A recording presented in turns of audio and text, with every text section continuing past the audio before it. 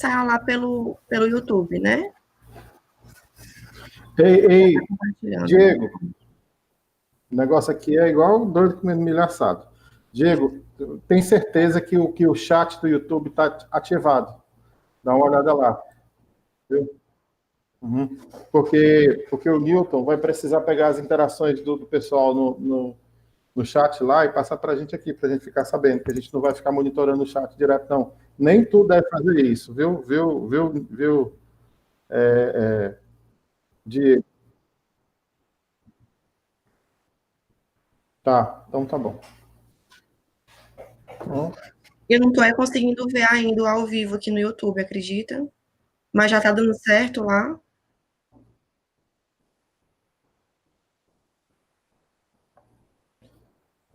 eu vou achar o canal ainda.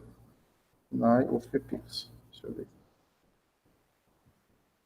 Ah, eu estou vendo, deu certo.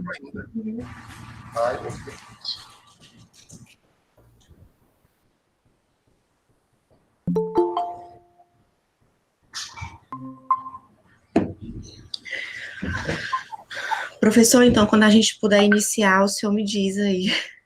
Eu tô pronto. Já está transmitindo, Diego? Já está transmitindo. Tá bom. Tá ok. Boa tarde, bom dia, desculpe. Eu sou o professor Ivenilton e recebi um convite do NAI para participar dessa live com eles, onde a gente pudesse dar dicas de de como vocês podem comprar um computador que possa ser útil para vocês e não desperdice muito dinheiro com alguma coisa que não vai servir. Então, primeiro de tudo, eu quero dizer para vocês Professor, Pois não. deixa eu só dar aqui umas boas-vindas e pedir Tá desculpa pelo ocorrido. Tudo bem. Gente, bom dia. Para quem não me conhece, meu nome é Ana Catarine, eu sou assistente social do NAI e também estou como coordenadora do núcleo. Essa atividade é uma atividade direcionada para os estudantes que obtiveram deferimento no processo de seleção do AID modalidade 2, que é para aquisição de equipamentos tecnológicos ou equipamentos de tecnologia assistiva para os estudantes que são público-alvo da educação especial. Então, esse momento é um momento que a gente vai destinar, através da participação do professor Nilton e do professor Ivenilton, para orientações técnicas, como o próprio professor Ivenilton colocou, de como vocês adquirirem o melhor equipamento e de uma forma que consigam, né, utilizar esse recurso que vocês vão estar recebendo da melhor forma possível. Como a gente teve esse contratempo, a gente vai inverter a ordem, ao invés de mim e a Karina darem as orientações, esclarecer as dúvidas que a gente ia esclarecer, a gente vai iniciar com a participação do professor Ivenilton e do professor Nilton. Mas eu peço, por favor, que ao final, né, da fala deles, vocês não saiam, vocês permaneçam para que a gente possa tirar as dúvidas de vocês e também repassar alguns informes. Então, vocês podem ficar à vontade. Muito obrigada pela disponibilidade de vocês e agora também por esse suporte técnico que vocês deram para a gente, para estar viabilizando esse momento.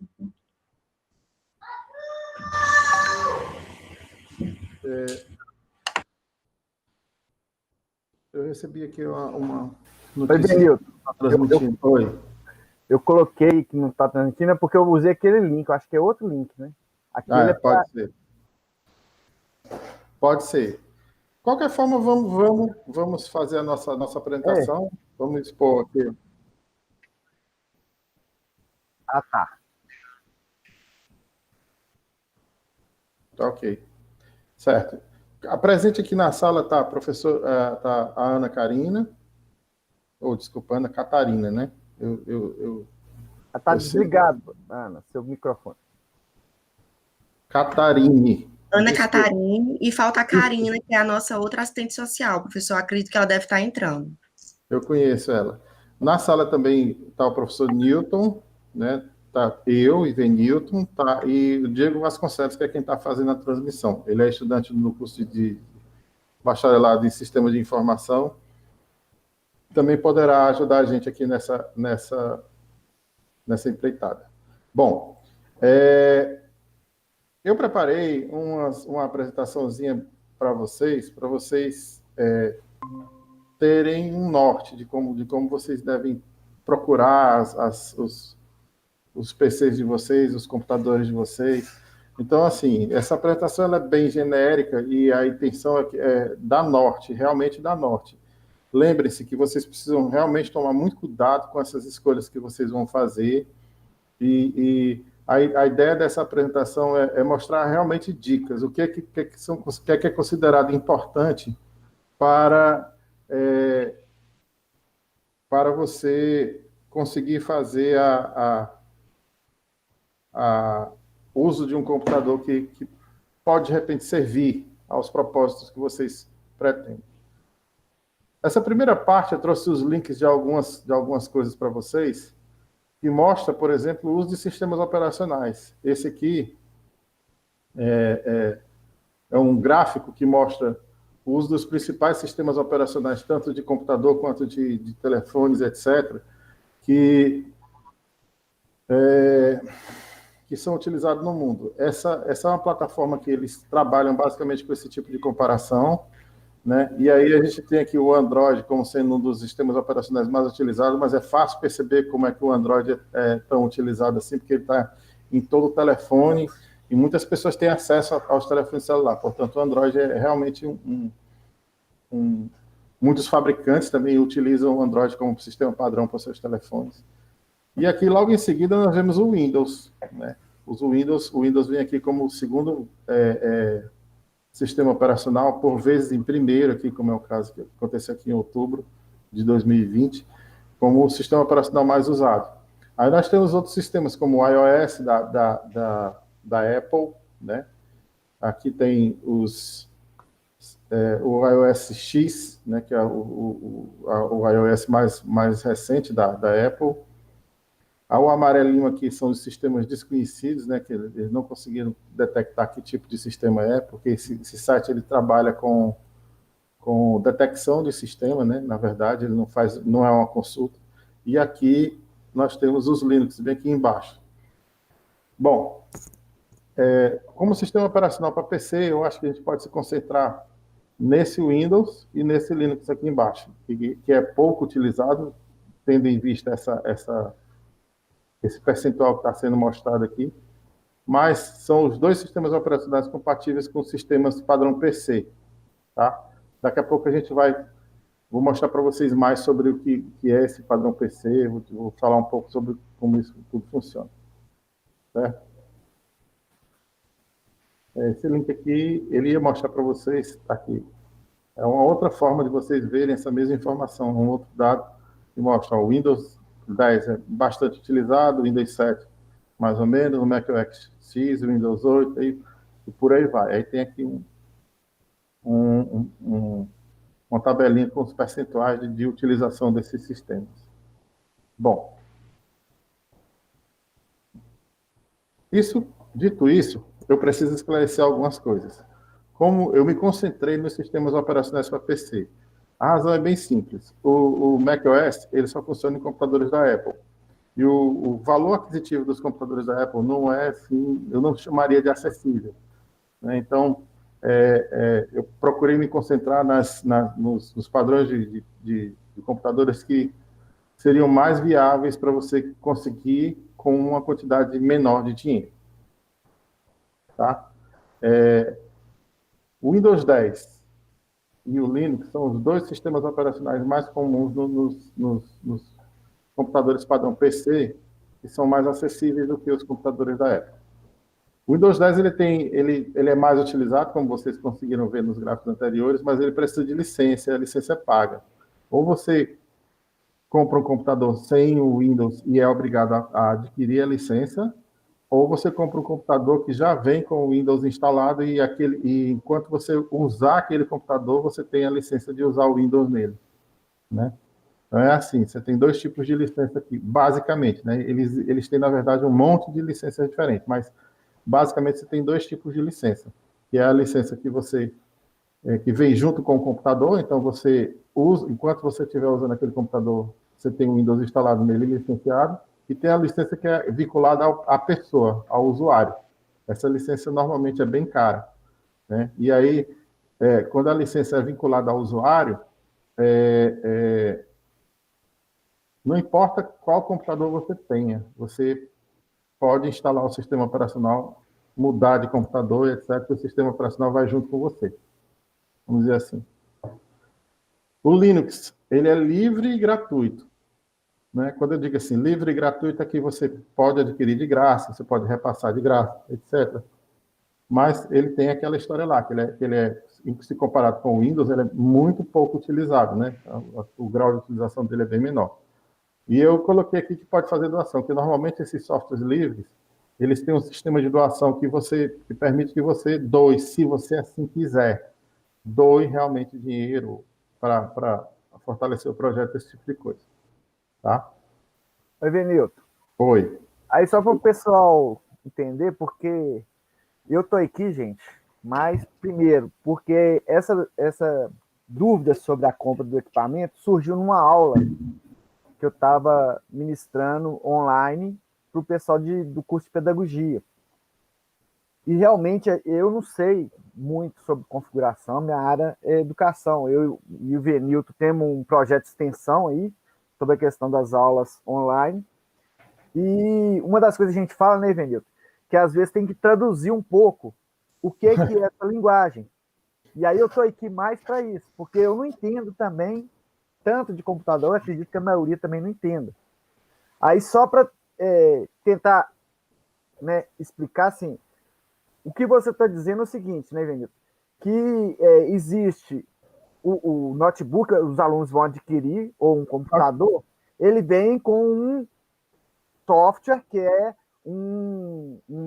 o que faz a máquina rodar. Então tem o hardware, que é o equipamento, né? Por exemplo, memória RAM, aí fala 1 tera, essas coisas, a configuração de hardware, e tem a questão de software também, que são os que fazem rodar. Por exemplo, o Windows, você tem ele, independente do computador ou não, você não precisa usar sempre o Windows. É um software, é uma coisa diferente. E aí você tem ele pago e tem o Linux, que é gratuito também. Em vez de você pagar, comprar o Office para você usar o Word, para você usar o PowerPoint, você pode colocar o Linux e usar o LibreOffice, não é isso, Venilton? Daqui a pouco a gente fala mais sobre isso. Eu tenho mais nas apresentações, mais a seguir a gente pode comentar mais. Mas basicamente eu estou falando do software que é necessário. Sem um sistema operacional, sim, você não tem como instalar outros softwares nele. E aqui eu estou apresentando os dois, vamos dizer assim, as duas opções que existem para computadores padrão PC, né? Que são vamos dizer assim, os mais em conta para a gente poder adquirir, tá? Daqui a pouco a gente vai falar mais sobre aquela história de configuração e etc, tudo que é necessário, tá bom? Não, tudo bem, eu só estou fazendo essa pontuação porque eu também fiquei assim, em dúvida. E aí, sim, como eu disse, eu estou aqui balizando justamente muitas vezes, o desconhecimento que a gente tem nessas questões. Né? Não, e é muito importante que você faça suas interferências para a gente poder adequar a linguagem, tá? Eu agradeço muito. E recomendo que sempre que possível, sempre que precisar, você por favor, interfira. Ok? Tudo bem. Então tá. Então aqui, pelas pesquisas que a gente viu, Linux e o Windows são os dois softwares para PC. Um tem a vantagem de ser muito utilizado, mas ele tem licença paga, e outro é pouco utilizado, mas ele é gratuito. Tá? Aí os requisitos para o Windows. O que são esses requisitos? O que é necessário para o Windows rodar? Aqui, em todos os slides, e todas as coisas que eu peguei, essas informações, eu deixei o link aqui embaixo. Por quê? Porque vocês, os estudantes, depois a gente pode disponibilizar para todos esses links para vocês visualizarem e observarem que eu tomei aqui só o que é trivial, que é mais importante, que tem mais especificações, tem mais coisas, cada software tem seus detalhes, tem suas necessidades, e eles especificam cada um nas páginas dos seus próprios fabricantes, tá? Então aqui, o Windows coloca como requisitos mínimos, né, para ele, um processador de 1 GHz, aí ele coloca logo assim, ou mais rápido, ou sistemas em um único chip, que são sistemas que têm vários processadores integrados em um único chip. Tá? São vários elementos que são capazes de fazer cálculos, né? São as calculadoras dos computadores. Aí ele recomenda que você tenha 1 GB de RAM para sistemas em 32 bits ou 2 GB de RAM para sistemas de 64 bits. Aí ele recomenda ainda que o espaço em disco seja 16 GB para o sistema operacional de 32 bits ou 32 GB para o sistema operacional de 64 bits. Aí ele recomenda ainda uma placa gráfica que seja compatível com o DirectX 9 ou posterior, com o driver WDDM, que isso aqui é uma tecnologia que é existente nas placas de rede, 1.0. E um monitor, esse periférico onde a gente vê as imagens, as coisas acontecendo, com uma resolução de no mínimo 800 por 600 pontos. Vamos agora traduzir o que é isso aqui. Primeira parte, o processador. Processador, todo computador ele precisa de uma unidade de processamento. Essa unidade de processamento ela é basicamente uma calculadora, uma calculadora binária, é um mecanismo, né, um componente que ele recebe dados, instruções e processa esses dados e instruções e retorna lá para o dispositivo que vai receber esses resultados. Só um minutinho, gente, que está fazendo barulho aqui, não está me incomodando. Quando ele fala assim, 1 GHz é a frequência de funcionamento desse processador. Certo? A grosso modo, bem a grosso modo mesmo, 1 GHz quer dizer que é a frequência com que o processador é capaz de trabalhar uma instrução. Mas é bem a grosso modo mesmo. A gente sabe que se a gente for trabalhar em detalhes isso, a gente vai perceber que existem variações em cima disso que eu estou dizendo. Tá? Mas então, 1 GHz significa que ele é capaz de executar 1 bilhão de instruções por segundo, aproximadamente. Tá? 1 GB de memória RAM. O que quer dizer essa tal dessa memória? A memória RAM, eu costumo fazer uma analogia do computador, eu faço como se o computador fosse uma analogia. Você tem uma sala para você trabalhar, como a sala que eu estou nesse momento. Ela é capaz de conter diversos equipamentos, certo? Na sala. Por exemplo, eu posso ter uma máquina de escrever, assim, pressupondo que eu estou numa sala daquelas antigas. Eu tenho uma máquina de escrever, eu tenho uma máquina de calcular, eu tenho uma máquina de desenho, tenho uma prancheta de desenho, etc. Várias coisas existem aqui na minha sala. Dentro da minha sala tem uma mesa de trabalho.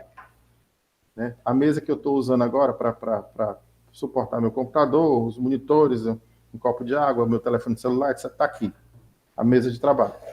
Mas quem faz o trabalho sou eu. Eu é que tenho que, se eu quiser trabalhar com a máquina de escrever, eu tenho que botar ela em cima da mesa e digitar e datilografar, né? Se eu tiver que fazer cálculos, eu que tenho que botar a máquina de calcular em cima da mesa e fazer os cálculos necessários e assim sucessivamente.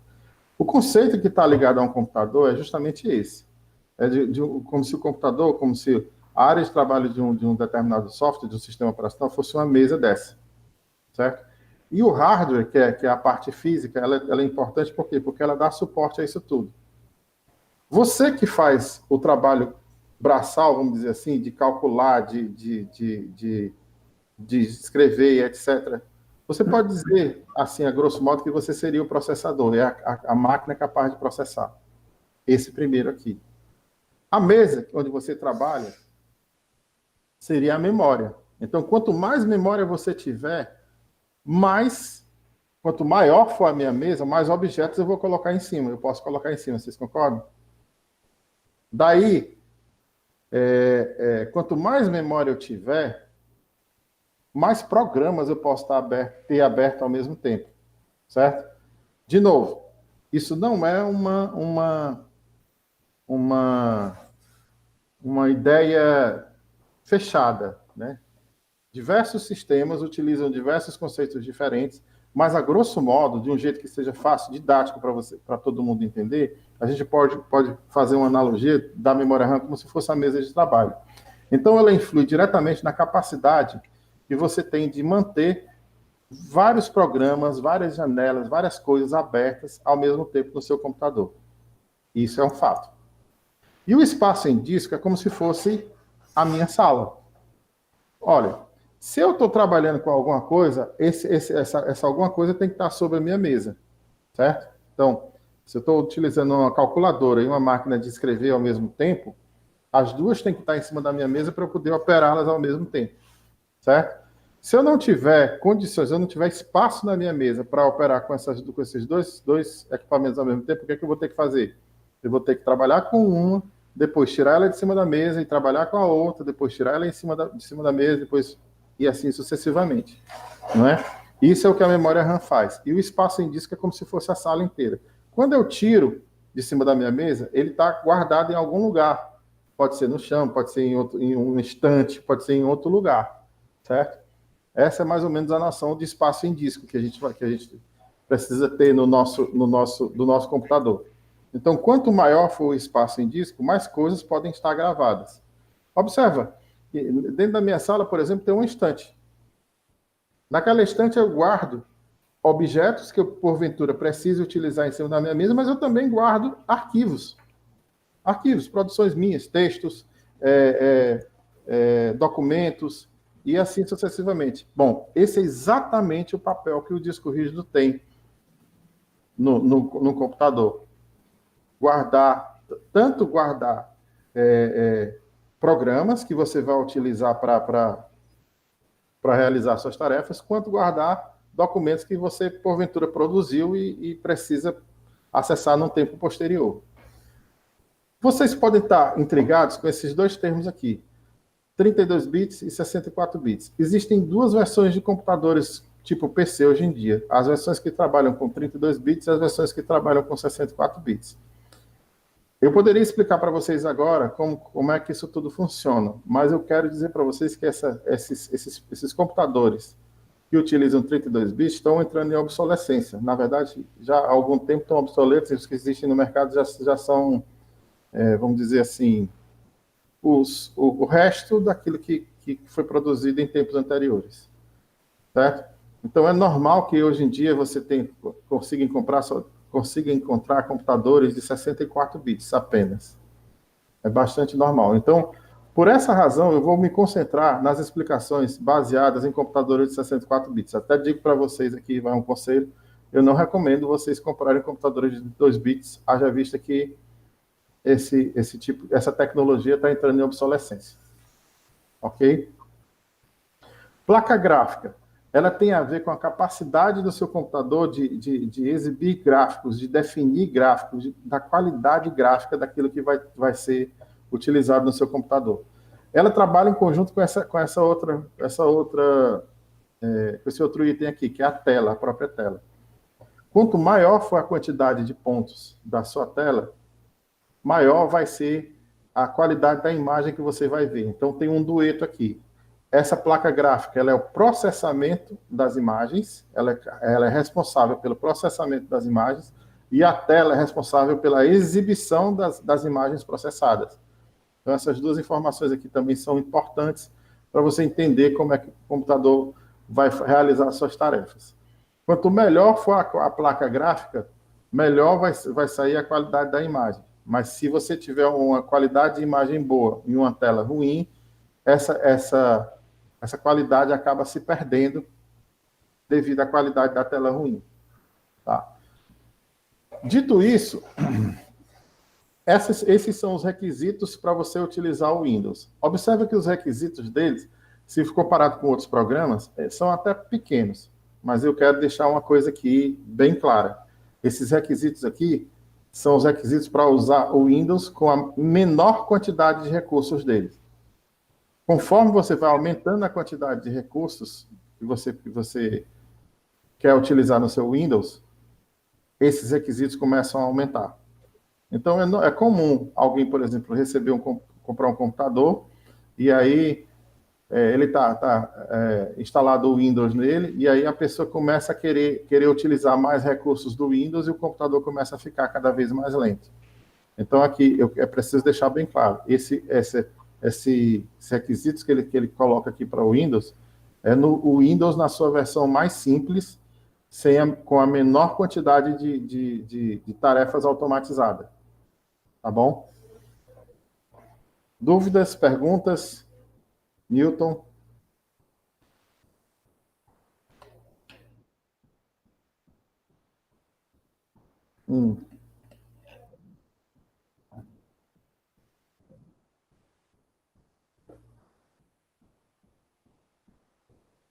ROM? A quantidade de ROM não deve ser levada em consideração, mas a quantidade de RAM, sim. Cada programa que você deseja usar no seu computador, se você for buscar na fábrica, na página do fabricante, você vai ver que ele vai fazer uma lista que é parecida com essa aqui. Ou os programas eles têm requisitos de software, ou seja, eles precisam de outros programas para conseguir rodar, ou ele tem requisitos de hardware, eles precisam de um computador com essas características, com algumas características para conseguir rodar, ou ele tem as duas coisas, os requisitos de hardware e de software. Ele precisa tanto de um outro software que vai servir como base para ele funcionar, quanto de especificações de máquina, como essas que eu estou mostrando aqui para vocês, para ele também ter suporte adequado. Tá? Foi claro? Aqui são os requisitos do Windows 10. E esses aqui são os requisitos do Linux Ubuntu. Gente, ó, eu preciso deixar isso aqui bem claro. Esses requisitos aqui, ó, que eu estou colocando aqui, é do Linux Ubuntu, na sua última versão, 20.04, né? Estável, na sua última versão mais estável, que é a 20.04. Tem outra versão além dela, que é a 20.10, mas que não tem muita diferença de requisitos, não. Certo?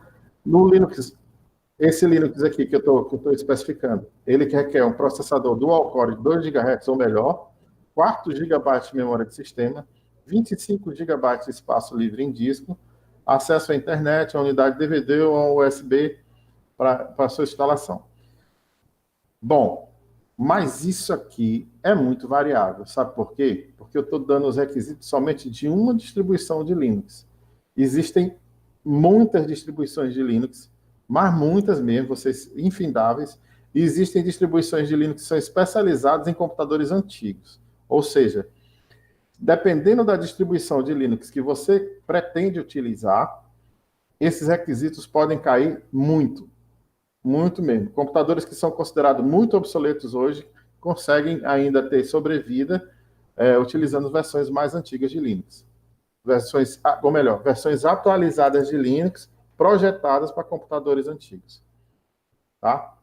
Mas esse aqui não, essa versão aqui que eu estou colocando, ela é projetada e feita para computadores modernos. Tá bom?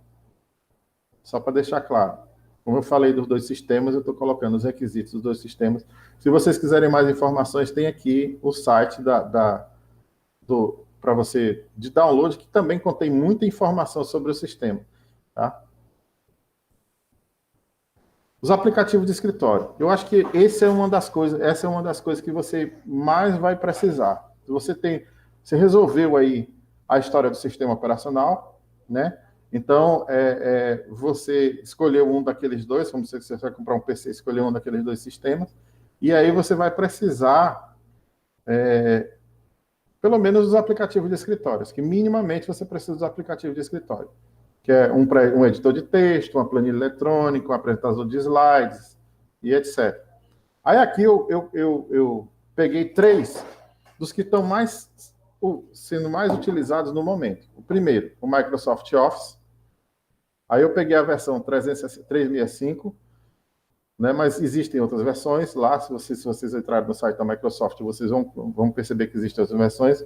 Aí ele vem munido com o Word, que é o editor de texto, o Excel, que é uma planilha eletrônica, o PowerPoint, que é um fazedor e exibidor de slides, o Access, que é um software que permite para você fazer controle de pequenos comércios, etc. Assim, é um banco de dados.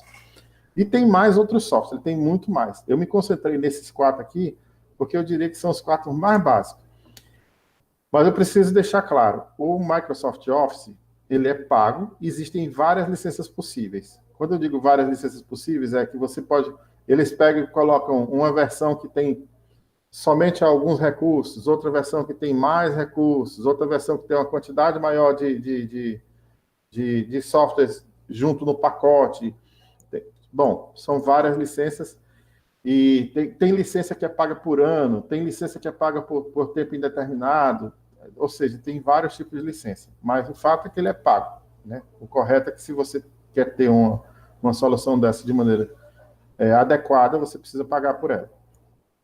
Aí você tem o LibreOffice. O LibreOffice, ele é um conjunto de aplicativos de escritório também, gratuito, mas também pode fazer doação. E ele tem o Write. O Write seria o equivalente ao Word, ó. É um editor de texto. O Calc é uma planilha eletrônica, que seria o equivalente ao Excel. O Impress é um software de apresentação, de slides, que seria o equivalente ao PowerPoint. O Base, ele é o equivalente ao Access, ele é um software de banco de dados. Aí ele tem um outro que é o Draw. O Draw é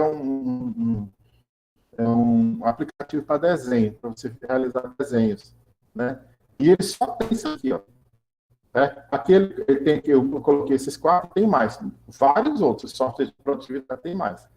Mas o LibreOffice só tem esses 5 aqui, tá? Se você quiser mais coisas, não tem. Tá bom?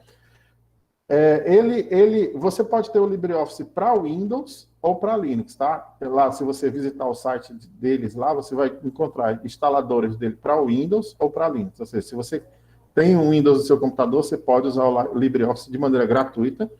Se você tem o Linux no seu computador, uma versão como, por exemplo, a Ubuntu, que eu me referi no slide anterior, ele já vem com ele instalado. Ele já vem com esses aplicativos aqui instalados nele, tá? E um outro suite de aplicativos que está sendo muito utilizado ultimamente é o Google Docs, né? São os aplicativos, eu chamo ou Google Docs ou aplicativos Google, né? E aí ele tem o Docs aqui, que é o equivalente ao editor de texto, o Google Planilhas, que é equivalente à planilha eletrônica, que é equivalente ao Calc ou ao Excel, o Google Apresentações, que é equivalente ao Impress aqui no LibreOffice, que também é equivalente ao PowerPoint, e tem mais, ele tem outras aplicações que a gente costuma utilizar, inclusive essa que nós estamos utilizando para transmitir agora, que é o Google Meet, né? Bom, ele é gratuito. Sobre isso é até bom destacar que esses Google Docs aí, gente, você pode fazer, por exemplo, os slides para um seminário que o aluno vai fazer, todo mundo ao mesmo tempo, cada um com a sua máquina na sua casa. É verdade. Você pode compartilhar em momento real, inclusive, as informações, tem um chat nele. Você pode fazer um texto, várias coisas. O Google Docs ele é feito, né, para facilitar a história do trabalho colaborativo. Então, e só lembrando, né, Ivenilton? Nós não estamos recebendo de nenhuma empresa para fazer isso. Estamos pensando como melhorar o trabalho de forma remota.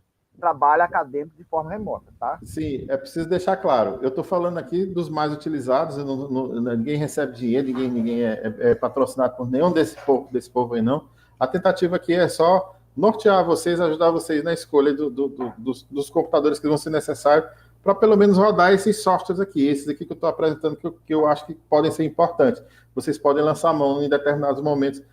Certamente vocês lançarão mão de algum deles em determinado momento da sua vida acadêmica, tá? A grande vantagem do Google Docs, ele funciona no navegador, né? Aproveitando que interrompendo de novo, assim, o Samuel, que entrou na sala agora, e o Diego estão no chat também, se tiver alguma dúvida, eles estão para auxiliar aí, já pode ir respondendo aí. Tanto o Samuel Ibiapino quanto o Diego Souza. Então, alunos... Diego Vasconcelos. Vasconcelos, Tá certo? Ok. Obrigado, professor Nilton. Aqui, ó, no Google Docs, né, nos aplicativos da Google, como eles foram projetados para fazer trabalho colaborativo, eles têm essa premissa que o professor Newton mencionou. À medida que você está produzindo um material, você pode compartilhar ele com outra pessoa que pode fazer interferência, os dois juntos fazerem uma edição compartilhada em tempo real, né? Então, eles têm essa, que é um pouco diferente desses outros. O Microsoft Word 360, ele também tem alguns recursos que vão nesse sentido, mas só quando você está utilizando ele ligado às suas contas Microsoft, tem um monte de coisas que precisam ser salientadas aqui. O LibreOffice não tem esse tipo de facilidade. Ele não foi projetado para realizar em trabalho colaborativo. O projeto dele é pensado para você trabalhar no seu computador lá na sua casa, ou então num outro ambiente, etc. Tá? Eu preciso dizer para vocês que os aplicativos Google, eles são gratuitos, né? Eles estão à disposição gratuitos, mas a Google pode modificar essas políticas a qualquer tempo, e alguns recursos, né, não estão disponíveis.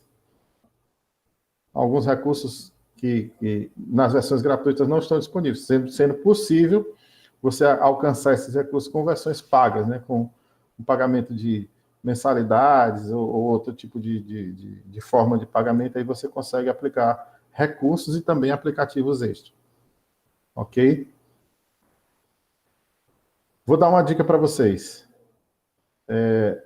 Os estudantes da UFP que têm e-mail institucional têm acesso às ferramentas do Google Docs num plano bem mais interessante do que o que está gratuito para qualquer pessoa na internet, tá? Só uma dica aí. Requisitos para o Microsoft Office 360. Aí, olha aqui. Lá no Windows, ele fala em computador de 1 GHz. No Linux, ele fala em computador de 2 núcleos. Aqui, ele está falando de um processador de 1,6 GHz ou mais rápido com 2 núcleos. Memória, aquele que ele requer 4 GB de memória RAM, ou seja, lá até agora a gente falava, o Linux falava em 4 GB, o Windows falou em 1 GB e agora ele está falando de 4 GB. Ou seja, para você ter um Windows com o Microsoft Office 360, você tem que ter no mínimo 4 GB de memória RAM. E um computador com 1,6 GHz com 2 núcleos.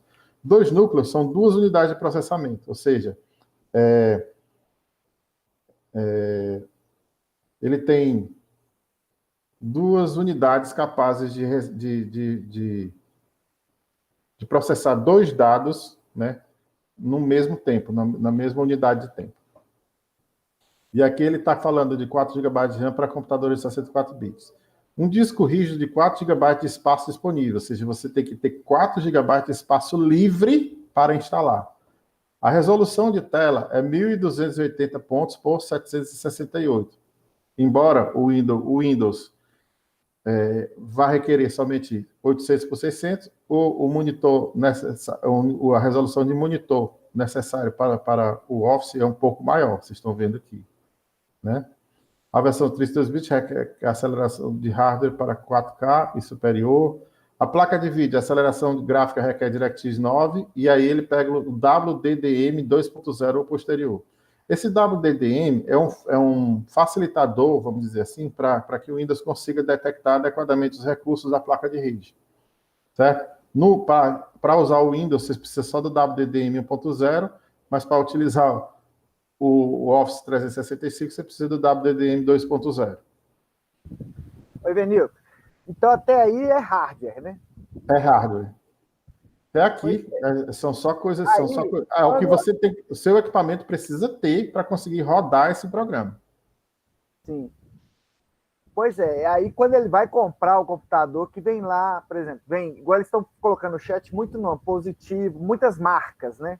Uhum. E aí o ideal, né, nem a marca em si, propriamente dito, mas que essas configurações que estão aí. Elas são muito importantes. A marca, ela, vamos dizer assim, ela é importante em outro aspecto. Depois a gente vai conversar sobre isso. Que é assim, aquele aspecto durabilidade, etc. e tal. E aí, até no final desse slide, eu dou até algumas dicas para vocês. De que vocês devem procurar as opiniões de consumidores. É importante a gente ver isso também, tá? Bom, sistema operacional. Daqui para cá, nós temos requisitos de software. O que é necessário? O hardware que a gente precisa ter para rodar esse programa aqui é esse aqui. Mas, além desse hardware, eu preciso ter ou o Windows 10, ou o Windows 8.1, ou o Windows Server, ou o Windows Server 2019 ou 2016. Se eu tiver uma versão anterior, o Windows 7, ele vai rodar esse Office 365? Não. Mesmo que eu tenha todos esses requisitos de hardware atendidos, se eu não tiver a versão correta de Windows, ele não vai rodar. Então, cuidado com isso, viu? Aí ele está colocando aqui outros requisitos que são softwares também. Versão do .NET, sistema operacional Windows, alguns recursos que também podem exigir instalação do .NET 3.5. Isso aqui, lembra que eu falei lá no Windows para vocês, que aqueles requisitos que ele tem são requisitos básicos? Que à medida que você começa a utilizar, a instalar coisas, aqueles requisitos vão aumentando? Tá aí, a prova, né? Para você rodar esse software aqui junto com o Windows, não é só ter o Windows, você precisa ter esse .NET instalado também. Entendeu? E aí esse .NET também vai ter lá seus requisitos de hardware que vocês precisam olhar lá no site da Microsoft. Aí eu deixei o site aqui para vocês darem uma olhada depois.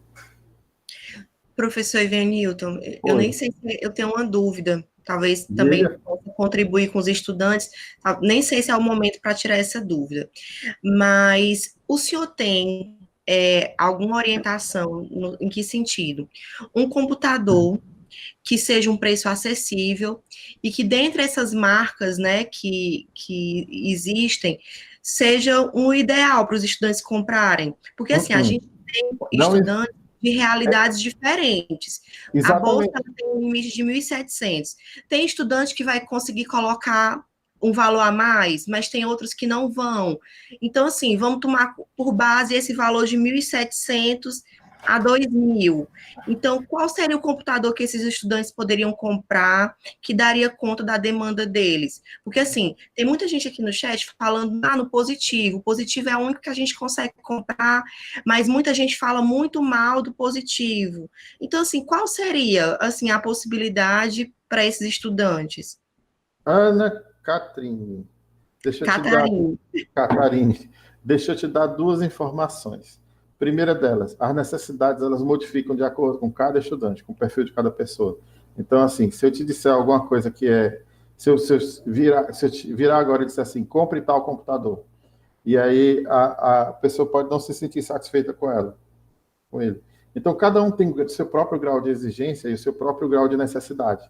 O que eu estou tentando mostrar para vocês é como vocês vão conseguir definir qual é o computador ideal para vocês. Entendeu? Se eu virar para você e disser assim, olha, compre aquele computador que está ali na loja X, que custa R$1.200. Beleza, ele é barato. Mas ele vai rodar, eu não quero rodar o Office 360, eu quero rodar o LibreOffice. Ele vai rodar o LibreOffice? Vai. Eu não quero rodar o Windows, eu quero rodar Linux. Ele vai rodar? Vai. Qual a velocidade que ele vai rodar? Eu não... Pode ser lento, pode ser rápido, dependendo da configuração que tiver nele. Aí, se uma hora dessa eu me arrependo de rodar, de estar usando o Linux e quero usar o Windows, por quê? Porque o professor X da sala lá da universidade está usando lá um software que só roda no Windows. E agora, como é que eu vou fazer? Se eu comprei um computador totalmente configurado para Linux e agora eu preciso rodar alguma coisa que é usada no Windows. É isso que eu estou tentando mostrar para todo mundo aqui, que as necessidades, elas variam de acordo com cada público. Eu posso, por exemplo, tomar como exemplo os estudantes aqui de sistema de informação. Essas informações aqui são importantes para os estudantes de sistema de informação? Sim, mas eles têm outras necessidades, que vão além da necessidade de um sistema operacional e de um pacote de aplicativos de escritório. Entendeu? Então, para eles, para cada um, existe uma necessidade diferente. Então, não adianta se eu sugerir aqui qualquer marca ou qualquer computador, eu vou estar fazendo do jeito errado. Entendeu? Aliás, nós vamos estar fazendo do jeito errado. Porque, na verdade, não existe o computador ideal. O computador ideal, para mim, é diferente do computador ideal para o Newton, é diferente do computador ideal para o Diego, é diferente do computador ideal para o Samuel, e é porque nós quatro trabalhamos na mesma equipe do projeto de extensão. Eu não sei se você está conseguindo entender, Ana. A ideia da configuração aqui, né, Venilton, é um computador para você participar, principalmente, que eu acho que é o objetivo, inclusive, do NAI, das aulas remotas. Porque se a Sim, gente for fazer uma configuração, por exemplo, para o pessoal do sistema da informação, é outra completamente diferente. E aí vai variando, inclusive, e é por isso, para usar. e é por isso que eu estou aqui demonstrando quais são os softwares, quais são os requisitos de cada um desses softwares, para no final a gente dizer assim, olha, tem uma configuração que consegue atender a essas necessidades aqui, ela tem que ter isso, isso, isso e isso. Entendeu? É isso que essa apresentação quer fazer, afinal de contas. Posso continuar? Ô, Ivenilton, e se for do interesse depois dos alunos, a gente faz outra live aí com uma coisa mais ampla, né? Se eles quiserem saber. Mas nesse momento, gente, tem todo mundo que entender isso. Que o objetivo desse requisito sendo apresentado aqui é para as atividades remotas, para você participar efetivamente. Ó, olha só, o LibreOffice, que é aquele outro pacote de software de escritório, eles têm aqui como requisito de software o Windows XP, ó, Vista, o Windows 7 e o Windows 8, ou seja, ele roda em computadores mais antigos. PC compatível com Pentium, que também é característica de um computador mais antigo, ou Atom mais recente. Ele só utiliza 512 de memória RAM, ou seja, ele é econômico no que tange a memória RAM. E até 1,5 de espaço giga de disco disponível para você conseguir instalar. Ele requer uma resolução de 1024 por 768, que é a mesma resolução, basicamente a mesma resolução do pacote da Microsoft. Isso aqui, se você estiver utilizando um Windows. Se você usar ele no Linux, está aqui as especificações dele, ó.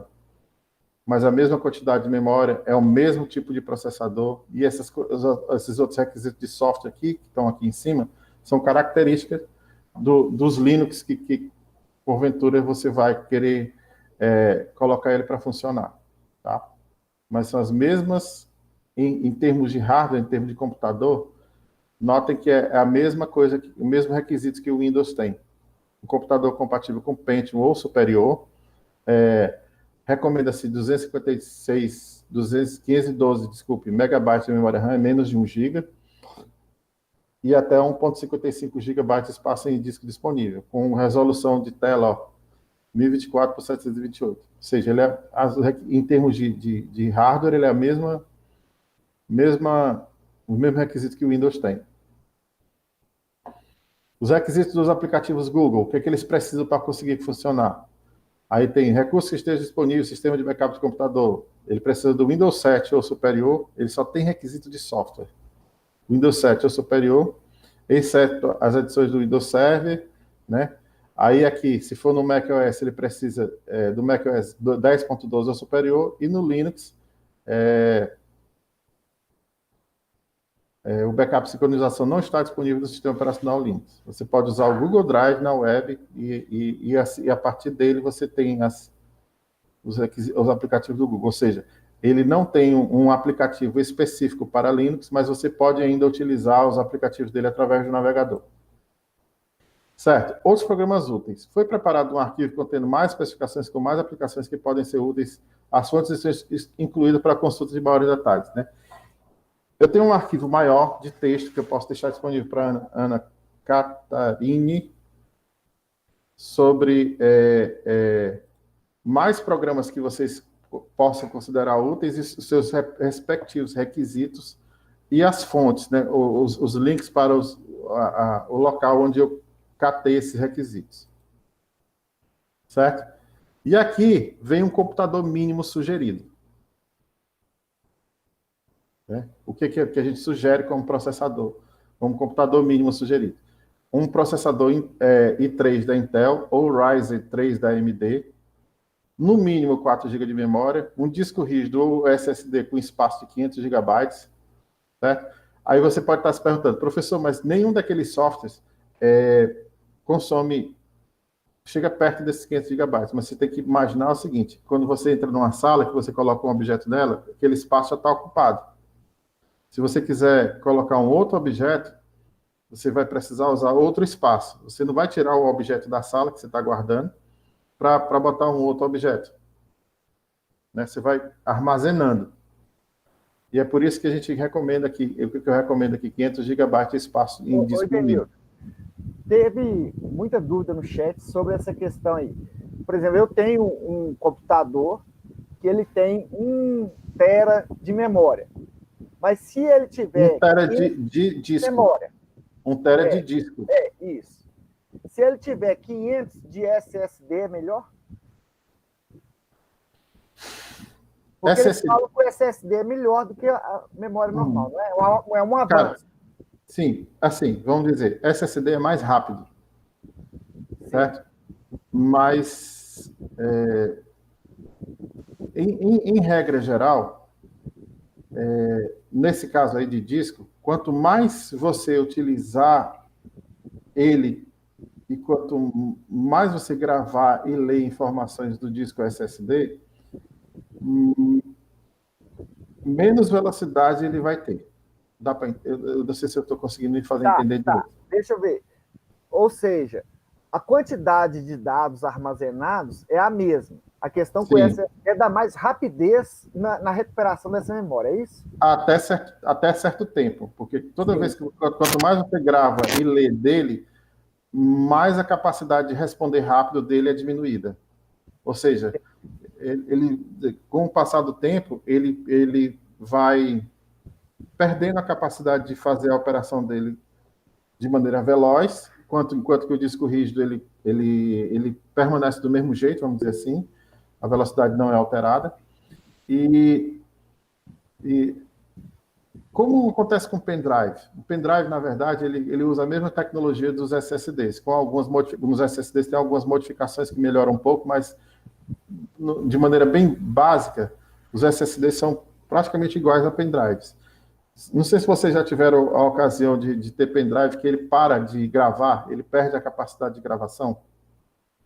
Né? Esse aí é uma coisa que é comum acontecer com esse tipo de tecnologia. Então você consegue, os dados ficam lá, você consegue fazer leitura dos dados, mas você não consegue gravar mais nada. Então, a longo prazo, a muito longo prazo mesmo, é possível que os SSDs, que isso ocorra com os SSDs também, tá? Então, assim, ele é mais rápido, ele tem uma longevidade por vezes menor do que o próprio disco rígido, e tem a desvantagem do preço. O preço dos SSDs é muito caro em relação aos preços dos discos rígidos. Mas aí é uma coisa de necessidade, né? Cada um vai ver a necessidade que tem. Só que eu não recomendo você ter só um SSD, por exemplo, de 120 GB. Você perceba que você tem 120 GB de espaço para guardar tudo que você precisa. Os programas, o sistema operacional e mais as suas produções textuais, gráficas, etc. Eu acho pouco, tá? Então, por isso é que eu coloquei ali, disco ou SSD, mas pense em alguma coisa com mais de 500 GB. Pode ser até uma coisa dupla, né? Você tem um SSD e um disco. Tem muitos computadores hoje em dia que tem essas configurações, que tem SSD e o disco. Um SSD pequeno, para a pessoa botar só o sistema operacional lá, e aí as informações, os dados, as produções dele, ele bota no disco. Né? Isso aí é uma coisa que tem que ter ocorrido com muita frequência nas configurações. Resolução de tela, a mínima que a gente recomenda é essa aqui, ó, 1280 por 768. Oi? Porque o pessoal ainda está com dúvida lá, acho que o Samuel ia falar sobre isso, que ele está conversando com o pessoal no chat lá sobre essa questão da SSD. É isso, Samuel? Fala, Samuel. Sim. O SSD, na verdade, o Ivanilton ele está certo nas colocações que ele teve. Porém, vocês estão conseguindo me ouvir bem? Sim, sim. Como o Ivanilton bem mencionou, é bem a longo prazo que isso vai acontecendo. É uma coisa progressiva. Ele vai perdendo a capacidade de armazenamento à medida que você vai utilizando ele. Só que, por exemplo, um HD praticamente não acontece isso. Então, você consegue utilizar ele por muito tempo. Só que, na prática, você vai conseguir utilizar o teu SSD de uma maneira bem mais eficiente do que um HD. Só que, como o Ivanilton falou, é interessante estar utilizando os dois. Porque é possível estar utilizando os dois. E aí você vai conseguir ter um desempenho balanceado na tua máquina. O melhor dos dois mundos. Você coloca aquilo que que você não vai ficar mexendo sempre, né, no SSD, por exemplo, a base do seu sistema operacional fica no SSD, Exatamente. porque você não vai estar modificando isso com frequência. E os seus arquivos, você bota no HD, porque isso você vai modificar com muita frequência. Exatamente, volume de dados. Eu utilizo um SSD de 256 gigabytes para o sistema operacional Linux e uma boa parte de HD para me armazenar os meus arquivos. Então, quando eu preciso fazer alguma transferência de algum arquivo lá, eu utilizo lá o HD. Mas é muito interessante você estar considerando essa possibilidade para o futuro, porque, como o Ivenildo bem falou, é um componente que ele é um pouco caro. Ele está praticamente, nas versões mais básicas, custando R$ 1 cada gigabyte. E aí, quando você vem colocar frete, é um pouquinho mais caro. Mas é isso aí, vale a pena você utilizar, mas nesse momento agora, quem está com recurso limitado, considere fazer a aquisição mais para frente. Certo. Foi muito bem colocado, Samuel. Obrigado aí pela sua contribuição. Aí eu digo aqui, ó, tela, resolução, isso aqui, a placa de vídeo, ou placa ou integrada, porque existem dois tipos. Você tem placa que é integrada ao processador e tem placa que é separada. Qual a diferença? Placas que são integradas ao processador, elas consomem processamento do próprio processador central, ou seja, ela, na verdade, não processa nada sozinha. Ela simplesmente utiliza o processamento do processador para realizar sua tarefa gráfica. Então, de maneira geral, as placas integradas, elas têm performance menor do que uma placa de vídeo que é construída exclusivamente para fazer a tarefa de gerar os vídeos. Tá? Mas, em compensação, também as placas integradas, elas são mais em conta, elas são mais baratas. Aqui, você tem outras coisas. Placa de rede, com no mínimo 100 megabits por segundo.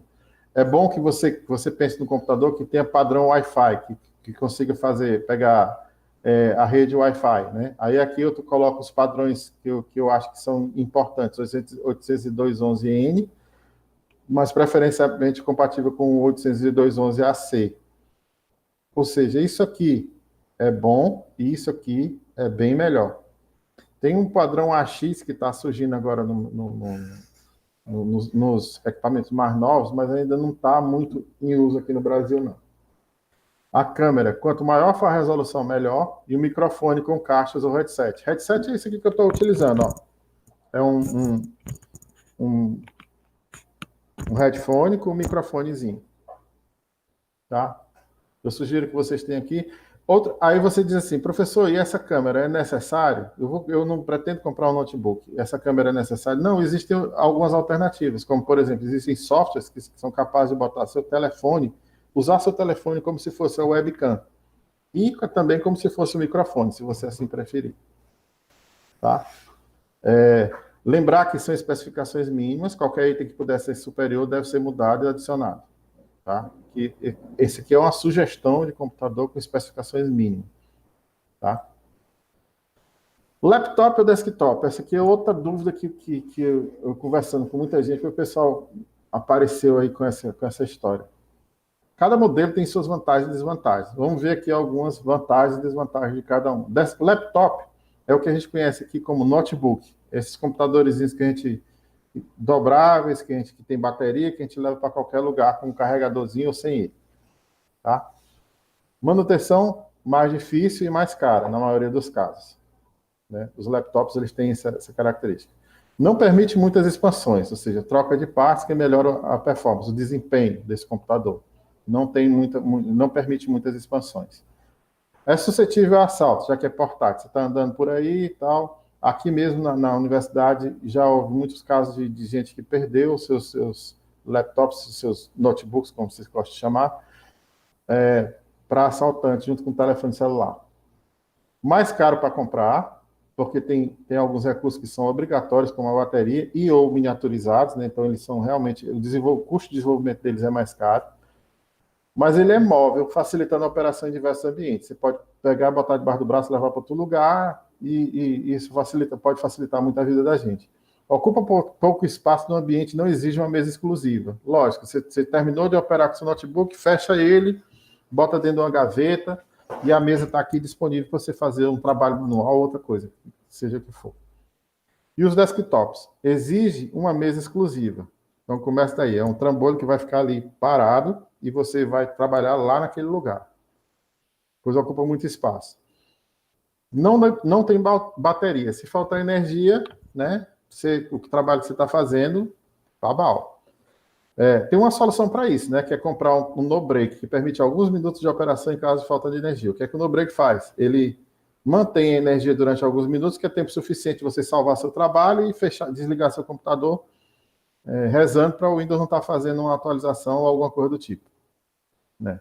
É mais barato de comprar e de fazer manutenção. Então, tanto a manutenção é mais barata, quanto o preço de custo dele, mesmo com esse monte de peça, é mais barato do que você comprar um notebook. Tem mais chance de realizar expansões que melhoram a performance. Né? Ele realmente tem, porque um desktop, um modelo desktop, se você quiser alterar a placa de vídeo, normalmente é só você tirar a anterior, comprar um modelo mais novo e espetar lá, e você não precisa trocar o equipamento inteiro. Tá? Que é uma coisa que não dá para fazer no notebook. No notebook, normalmente, são poucas as coisas que você pode substituir nele. Né? Se você, por exemplo, precisar substituir a placa que controla o vídeo, é provável que você seja obrigado a trocar de computador. Tá? E os preços? Eu cheguei em outra parte aqui que é problemática. Em geral, os equipamentos de informática têm o preço indexado pelo valor do dólar americano. Assim, quanto maior tiver a cotação, mais caro estarão os produtos. Como o dólar tem oscilado muito, é possível que um preço visto no dia esteja diferente já no dia seguinte, para mais ou para menos, dependendo do que aconteça com o preço do dólar. Aí aqui vai algumas dicas para vocês. Desconfie de ofertas muito baratas dos sites desconhecidos, né? Para você não cair na história de que o cara te oferece uma coisa, está muito barato, é muito boa, etc e tal, e quando na hora ele fica com seu dinheiro e não te manda uma pedra, como eu já vi acontecer, ou um caco de telha no lugar do teu equipamento.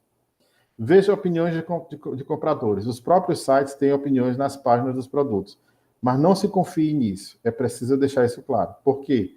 Porque alguém mal intencionado pode simular as opiniões das próprias pessoas lá nos seus sites.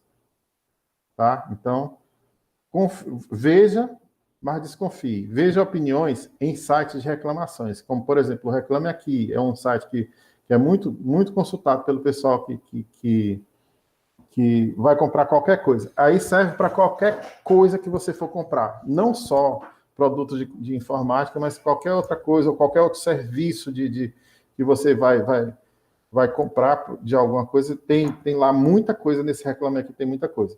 E tem também essa página aqui que é do consumidor.gov.br, que é governamental, onde você pode iniciar discussões sobre como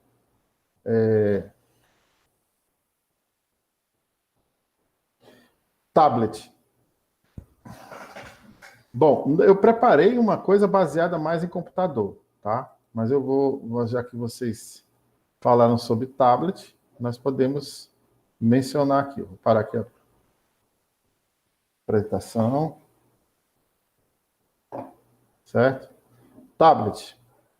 Em geral... Ô, Genilton, tem umas dúvidas lá no chat que eu separei, depois a gente parte. Tá bom. Sobre tablet, gente, eu sinceramente vejo com muita reticência, vamos dizer assim, o uso do tablet para esse tipo de trabalho que a gente quer. Porque, por exemplo, o tablet, ele vai facilitar você no uso de aula remota, na visualização de aula remota, mas ele não vai te ajudar muito quando se trata de digitação de texto. O poder de processamento do tablet não é também tão grande. Quer dizer, vai ser grande se você usar os tablets que são muito caros. E aí até eu vejo isso como um certo problema. A tela é menor do tablet, né? Eu recomendaria o uso disso se você não tivesse condições de comprar um computador, que você visse que não dá para comprar um computador e você vê que tem um tablet que se encaixa no seu orçamento aí, pode até ser, mas você precisa estar ciente de que muitos dos trabalhos que você vai precisar fazer vão ser Deu uma dificultados. travada aí, peraí. Pronto? Muito, muitos dos trabalhos que Voltou. vocês vão precisar fazer, o uso do tablet vai deixar dificultado. Entendam o tablet como se fosse um telefone com a tela um pouquinho maior. Entendeu? Então, o que dá para você resolver com telefone, dá para você resolver com tablet, basicamente. Né? Com uma diferença, existe tablet que não consegue fazer as ligações porque ele não tem entrada para o chip de operadora. Então, tudo isso deve ser tomado cuidado. Então, baseado nisso que eu falei para vocês, a gente pode simplesmente olhar agora, nesse momento, com os sites, fazer uma busca, uma simples busca bem aqui no Google, e dar uma olhada nos sites, dar uma olhada em computadores que facilitem a configuração. E aí eu já vou dizer para vocês, por que eu não fiz isso previamente? Primeiro, porque o preço do dólar está oscilando todo o tempo, porque os computadores que eu vi alguns dias atrás, muitos deles não estão disponíveis mais no, nos sites, já encerraram as vendas. E foi, E também, vendedor, chegar no Natal, os preços sim, sobem. Se a pessoa, às vezes, puder esperar até dia 26, 27, pode ver melhor, que questão, é questão melhor. mercadológica também, isso aí modifica muito, tá? Eu vou... Entendeu? Oi, Tá meu... estou sim. A Ana, porque ela tem mais algumas informações. Ela está falando que o nosso tempo está terminando. Eu separei algumas. Eu só queria mostrar para o pessoal Tá, tudo bem. uma busca para um computador baseado nisso que eu acabei de dizer nesse momento. Tudo bem. Né? Só isso, para o pessoal se nortear. Ó.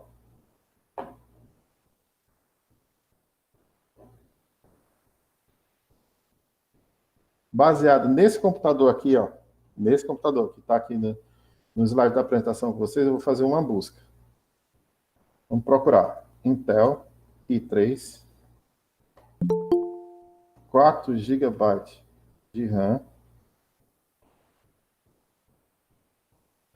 aí 500 GB aqui, laptop ou desktop.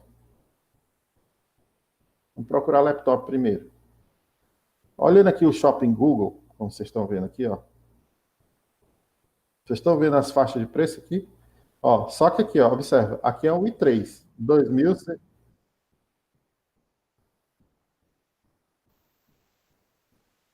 Desculpa. Desculpa. Eu estou compartilhando errado, né? Tela inteira. Essa tela vem aqui. Pronto. Tá, eu botei aqui Intel. Tá vendo? Todo mundo tá vendo agora? Pronto. Botei Intel i3, 4 GB RAM, 500 GB laptop, né? E aí eu usei a busca e aqui eu vou direto para o shopping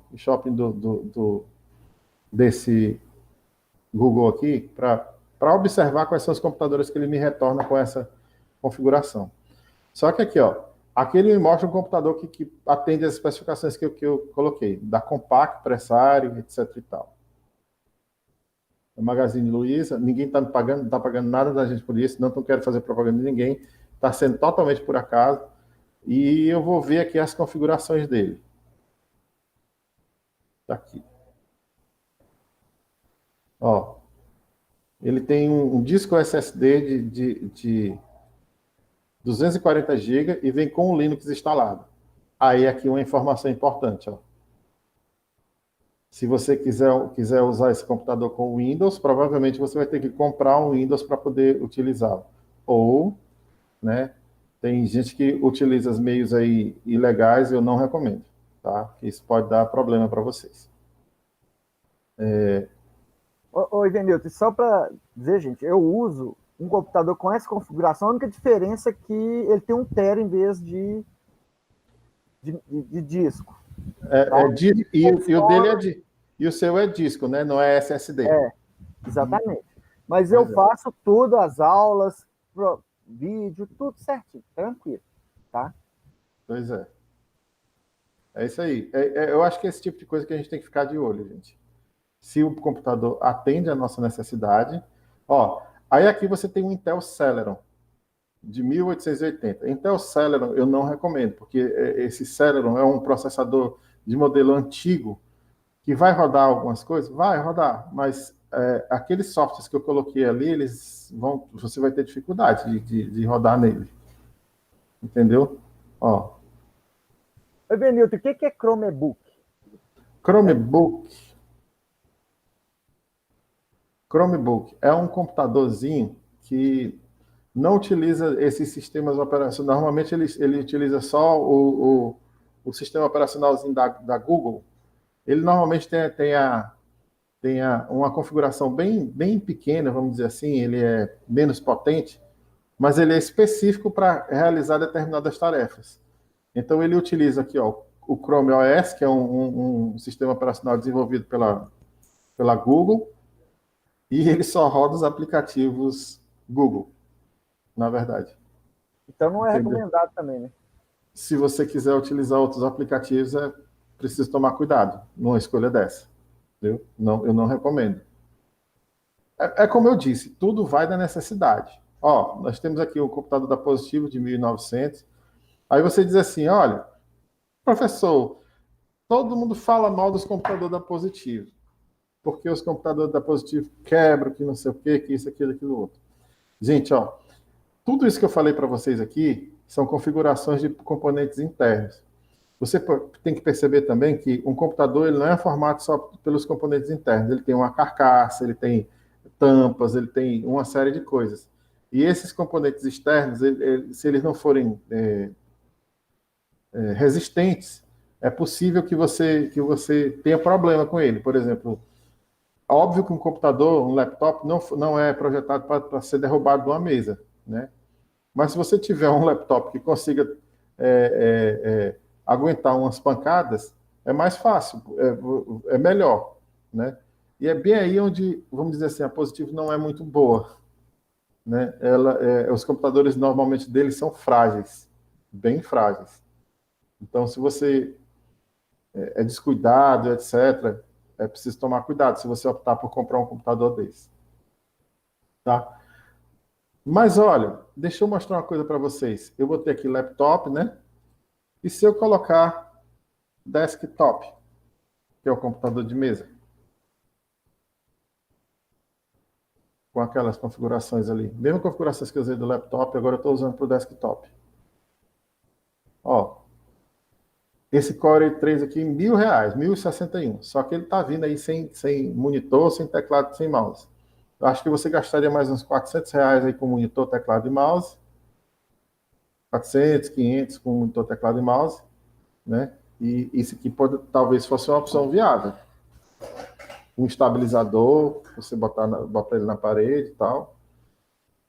Entendem? Um computador nesse preço aqui, ou então, ó, tá vendo esse aqui, ó?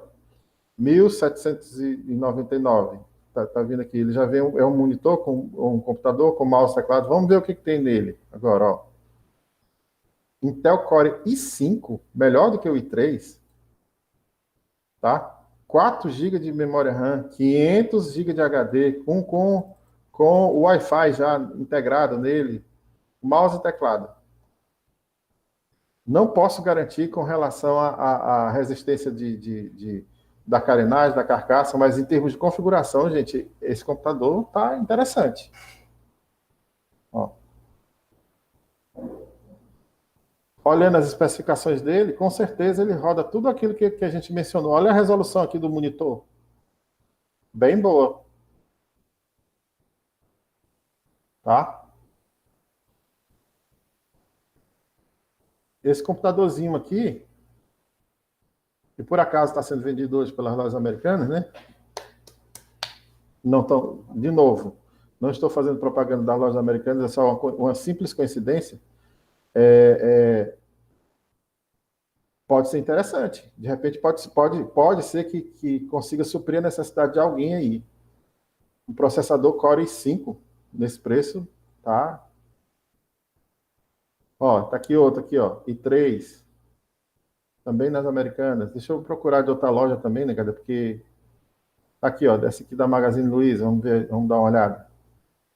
i3, 500 GB de HD, 4 GB de RAM, um monitor pequenininho de 15 polegadas só, mas olha o preço, 1.325. Não sei se dá necessidade de vocês, mas dado o,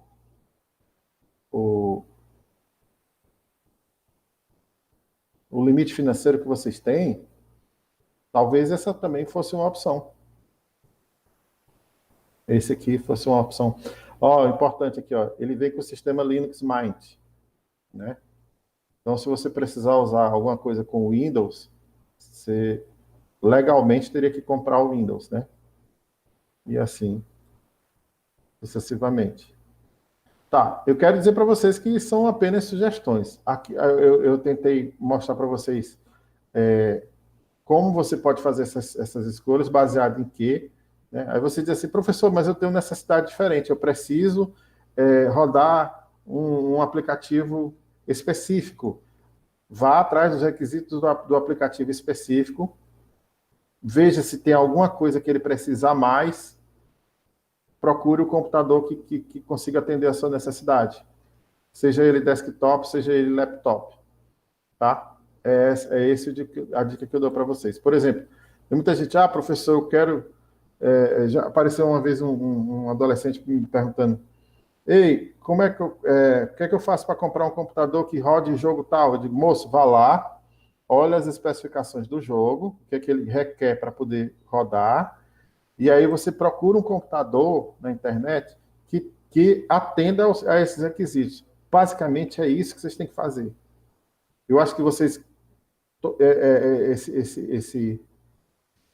essa aula aqui todinha, essa dica aqui, esse conjunto de dicas aqui todinha, ela diz isso para vocês o tempo inteiro. Olhe os requisitos daquilo que você pretende rodar no seu computador e procure um computador que esteja que atenda esses requisitos. E aqui tem outra sugestão que está clara aqui nessa apresentação, você tem alternativas. Se você não consegue comprar um computador com Windows, você pode comprar um computador que rode Linux. Se você não consegue comprar o MS Office 360, você pode utilizar o LibreOffice, entendeu? Lembrando, cada um deles tem suas peculiaridades, tem suas diferenças, e etc. É isso, gente. Eu acho que vocês que nessa apresentação... E normalmente o computador que tem com Linux, né, Benito? Eles são mais baratos por causa disso, porque é gratuito, né? Exatamente. Muitos computadores que aparecem com preço baixo, eles têm se você pegar o mesmo computador que vem com Windows, só pelo fato dele ter o Windows, ele tem um preço um pouco maior. Porque a Microsoft ela repassa para o fabricante do hardware o preço do sistema que ele colocou. Entendeu? Então, assim, tem tudo isso que vocês têm que levar em consideração. Eu espero que isso tenha ajudado vocês. Outra dica muito importante use esses sites aqui de consulta para você saber se determinado modelo de computador que você está simpatizando, se tem reclamações, qual é o nível da reclamação. Nesses sites aqui é possível você ver se o fabricante buscou solucionar o problema, se ele não buscou solucionar o problema, se é difícil o contato com o fabricante ou se não é difícil. Dá para você ter uma noção boa, para você saber com quem você está lidando, em termos de fabricante e consumidor. Tá? Essa aqui é outra dica que eu acho que é valiosa para vocês. Tá? E aí a minha pergunta para vocês, isso ajudou vocês? Deu algum norte? Deu alguma luz? Oi, Benito, eu tenho acompanhado no site, tem muita gente, inclusive, agradecendo o NAI aí pela iniciativa de colocar e diz que tem ajudado muito. Tem muitas questões que eu acho que o Nai, né, Ana, vai responder agora. E as pessoas perguntaram, acho que mais relevante foi a questão do SSD, que já foi respondido, e algumas questões de configuração, que estão no corpo do texto também foram respondidas. Tá? Qualquer coisa, como eu disse, a gente pode ver aí, Ana, se tiver mais demanda, a gente volta outro dia e conversa mais. Né? Obrigado a todo mundo. Eu espero que tenha ajudado. Ajudaram sim, demais. E muito obrigada pela disponibilidade de vocês, ao professor Nilton por ter trazido essa proposta, ao professor Ivenilton, né, por ter explanado de forma tão clara essas orientações técnicas, viu? Muito obrigada. E agora a gente vai dar continuidade, repassando alguns informes para os estudantes, esclarecendo algumas dúvidas que eles colocaram no chat, certo? Então, o Diego vai continuar aí para ajudar vocês, né? Tá ótimo. Diego, obrigado. Gente, obrigado. Obrigado pela oportunidade de ajudar. Abraço. Boa tarde, gente. Gente, então vamos lá. Em primeiro lugar, né, a gente gostaria de parabenizar todos os estudantes que foram selecionados, certo? Nessa primeira etapa. Nós tivemos ao todo 1.500 estudantes selecionados, embora o edital ele ofertasse 2.000 vagas. Então, parabéns a todos que conseguiram. Muitas pessoas falaram, as aulas já estão finalizando e o resultado saiu agora. Infelizmente, a gente teve a liberação desse edital de forma tardia, certo? Pelo jurídico da UFP. Esse edital, foi elaborado, eu acho que em julho, né, Karina? Esse edital de julho para agosto, esse edital já estava pronto, mas a gente estava aguardando a liberação do jurídico. E assim que o jurídico liberou, ele foi, né, publicado e já começaram as inscrições de imediato. A gente teve uma demanda muito grande, embora não foi uma demanda, né, que foi contemplada, porque só tiveram 1.500 deferimentos, e a gente tem uma equipe hoje de serviço social reduzida na UFP de forma geral. Aqui no campus nós temos 2 assistentes sociais, em Teresina, que foi uma demanda muito maior, a gente tem o quê? 5 assistentes sociais, e nos outros campi, uma só assistente social.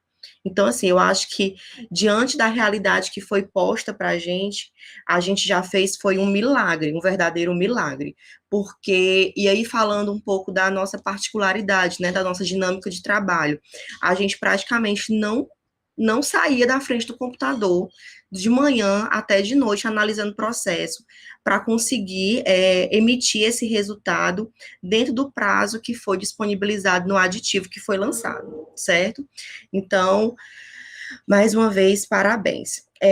Com relação aos informes, certo? Alguns informes que eu vou dar já vai estar contemplando as dúvidas de vocês. A Karina mandou aqui para mim as dúvidas que vocês mandaram no chat, e daqui a pouco eu vou responder objetivamente cada uma delas. Então, assim, gente, com relação ao orçamento, vocês enviaram, perdão, vocês enviaram no ato da inscrição o orçamento do equipamento que vocês queriam adquirir. Esse orçamento, um dos objetivos, né, de vocês, da solicitação deles, era a gente tomar como base, né, embora haja um limite de R$ 1.700 para ampla concorrência e de R$ 2.000 para o público-alvo da educação especial, a gente tomou como base o pagamento que vai ser, né, o valor que vai ser pago para vocês, com base no valor que vocês enviaram no orçamento. Então, a gente teve estudantes que mandou um orçamento de 1.800, esse estudante vai receber 1.700, que é o limite. A gente teve estudantes que mandou um orçamento de 1.500, esse estudante vai receber 1.500, mesmo sendo o limite de 1.700. Isso para ampla concorrência. Então, a gente respeitou o limite máximo de 1.700 para ampla concorrência, mas quem mandou um valor inferior vai receber o valor inferior, certo? Aí vocês estão me perguntando, Catarine, o computador o equipamento que eu mandei no recurso, eu tenho que comprar necessariamente esse computador? Não. Mas você sabe que o valor que você vai ter para pagar vai ser o valor que você enviou no orçamento. Mesmo que você mude, né, a sua compra, as suas opções de compra. Ah, Catarina, no orçamento eu mandei um tablet, mas eu quero agora comprar um notebook. Você pode fazer essa substituição, mas sabendo que você vai receber, você vai ter aquele valor que você enviou no orçamento para pagar. Valor que exceder, você vai arcar com esse custo, e se por acaso você conseguir comprar um equipamento com um valor inferior ao que for recebido, ao auxílio que for recebido, você vai ter que fazer o ressarcimento para a UFP. Na verdade, não é nem o ressarcimento para a UFP, é o ressarcimento ao erário. Um exemplo, eu mandei um orçamento de 1.600, mas eu comprei um computador de 1.500. Então, se você conseguiu comprar um valor inferior, você vai ter que devolver os R$ 100. É muito difícil que isso aconteça, até pela realidade que está posta dos preços. A gente está falando isso a título de esclarecimento, certo? Outra coisa importante, quando vocês enviaram o orçamento, foi para a gente identificar se vocês compreenderam as regras do edital e também as informações que foram repassadas através do FAQ, no que diz respeito aos tipos de equipamentos que podiam ser adquiridos e aos tipos de acessórios. Se lá no edital tem dizendo que você pode comprar notebook, tablet, desktop ou Chromebook, então você não pode aparecer para a gente agora com a nota fiscal de um celular, certo? Ah, consegui o dinheiro, agora eu vou comprar o que eu quiser. Não é assim. Existem acessórios que não estão dentro do previsto, assim como existem equipamentos tecnológicos que não estão dentro das regras do edital. Então, é importante que, assim como vocês tiveram cuidado de mandar um orçamento que estava dentro dos critérios do edital, que a compra de vocês também seja uma compra condizente, certo? Eu não estou vendo o chat, então a Karina, tu vai me repassando, certo, Karina? Se tiver alguma dúvida dentro do que eu estou falando. Com relação à prestação de contas, os estudantes que vão ser contemplados, né, com auxílio inclusão digital, eles vão ter até 15 dias úteis após o recebimento do auxílio, certo, gente? Para enviar a nota fiscal. A nota fiscal, ela vai ser enviada junto com um termo de compromisso. A gente já identificou que várias pessoas estão enviando termos de compromissos. Não é para enviar agora, gente. É para enviar junto com a nota fiscal até 14 dias após o recebimento do auxílio, ok? Para onde é que é para enviar essa nota fiscal e esse termo de compromisso? Para o e-mail que foi disponibilizado na convocação. Não teve a publicação do resultado que saiu no site essa semana? Lá na convocação, onde tem os nomes de vocês, lá no título da convocação, tem os e-mails, né, de cada camp que você pode enviar, que você deve enviar a nota fiscal e o termo de compromisso. Quem é estudante do campus de Picos vai enviar para o e-mail do campus de Picos. Não é para enviar para o e-mail do NAI, para aquele e-mail que vocês tiram as dúvidas, é para enviar para o e-mail que consta na convocação. Eu estou frisando bem isso, porque constantemente estão chegando dúvidas nesse sentido. Então, o e-mail que é para ser enviado é o e-mail que consta na convocação. Muitas pessoas perguntaram, Catarine, eu vou comprar o notebook no cartão da minha mãe, do meu pai, no cartão do vizinho, e como é que eu faço para o computador ser no meu nome? Porque lá no edital diz que a nota fiscal, ela tem que estar no nome do estudante. Vamos lá. Quando você faz uma compra em qualquer site, você tem que se cadastrar, você preenche um cadastro. Quando você preenche esse cadastro, quando você for preencher esse cadastro, você vai preencher esse cadastro com as suas informações, seu nome completo, seu RG, seu CPF, seu endereço, independente de como você efetiva essa compra, se através de cartão, de boleto, a nota fiscal ela vai vir no nome que você efetuou o cadastro, certo? Então, essa dúvida, ok. No item 3.2 do edital, diz o seguinte: não será aceita nota fiscal emitida por fornecedor cuja natureza econômica ou jurídica não seja compatível com a venda e ou fornecimento dos materiais comprados, bem como não serão aceitos compras em sites estrangeiros. Eu acho que eu até vi alguns de vocês perguntando, assim, o meu vizinho, ele tá vendendo o computador dele e tá com um preço acessível. Você já sabe que você não vai poder adquirir esse computador de segunda mão, porque esse computador ele não vai ter uma nota fiscal no seu nome. Você tem que adquirir um computador novo em que a nota fiscal emitida ela seja no seu nome. Com relação a sites estrangeiros, Karina, tu pode até esclarecer isso. Quais são os sites estrangeiros que os estudantes não podem comprar? Tu lembra aí?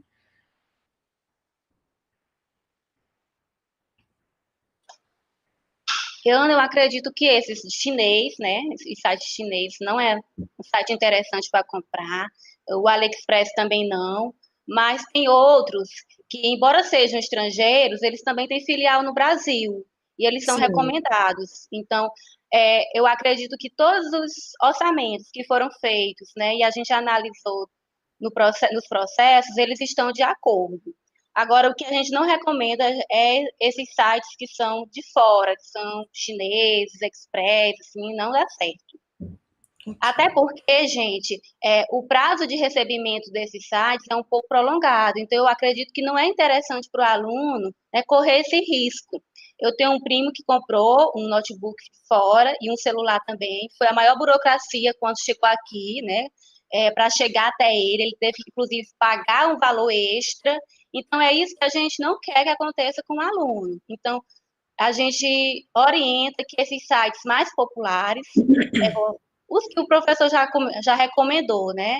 Entre outros também, mas que sejam brasileiros, ok, gente? A Amazon, sim, a Amazon é um site que a gente permite, que o site está permitindo, porque ela tem filial no Brasil e é um site totalmente seguro, recomendável. Estão aqui perguntando no site. Pronto. Muitas dúvidas ainda com relação aos acessórios que podem ser adquiridos.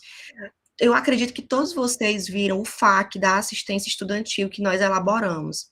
Tem uma pergunta no FAQ, eu não vou lembrar agora o número dessa pergunta, que a gente lista todos os acessórios que podem ser adquiridos. Catarine, eu coloquei um acessório no orçamento e agora eu quero mudar. Não quero mais aquele acessório, quero mudar para outro. Pode mudar, gente, contanto que o acessório adquirido esteja dentro da lista que nós colocamos lá no FAQ.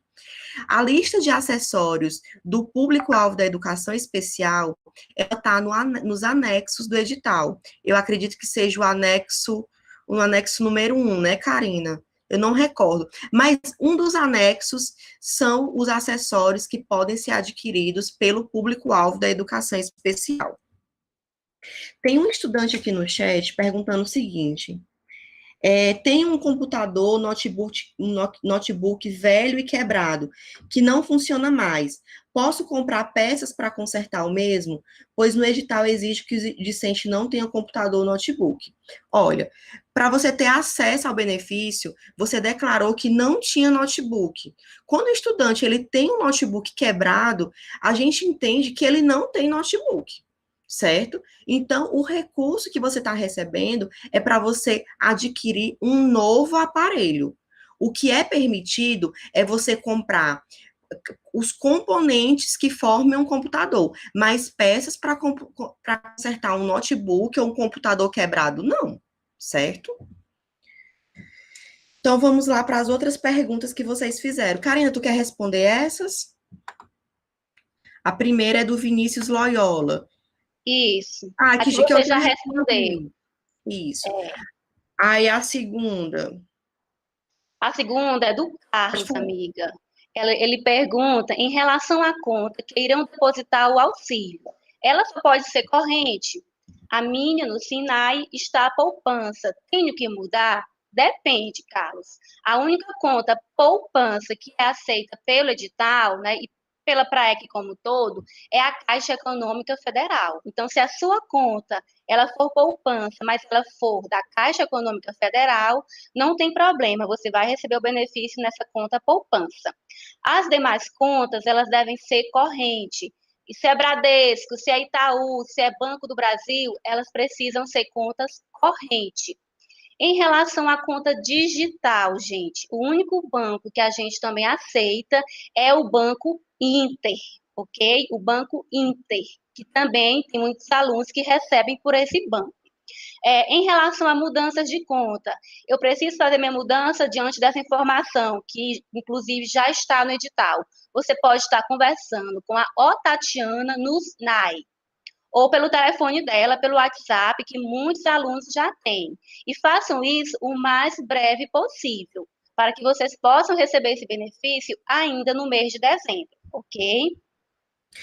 Karina, com relação à compra no Mercado Livre, esclarece para eles. O Mercado Livre vai depender do fornecedor. A Ana, ela leu um item muito importante que diz no edital o seguinte, vou até reler ele aqui novamente. Não será aceita nota fiscal emitida por fornecedor cuja natureza econômica e ou jurídica não seja compatível com a venda e o fornecimento dos materiais comprados.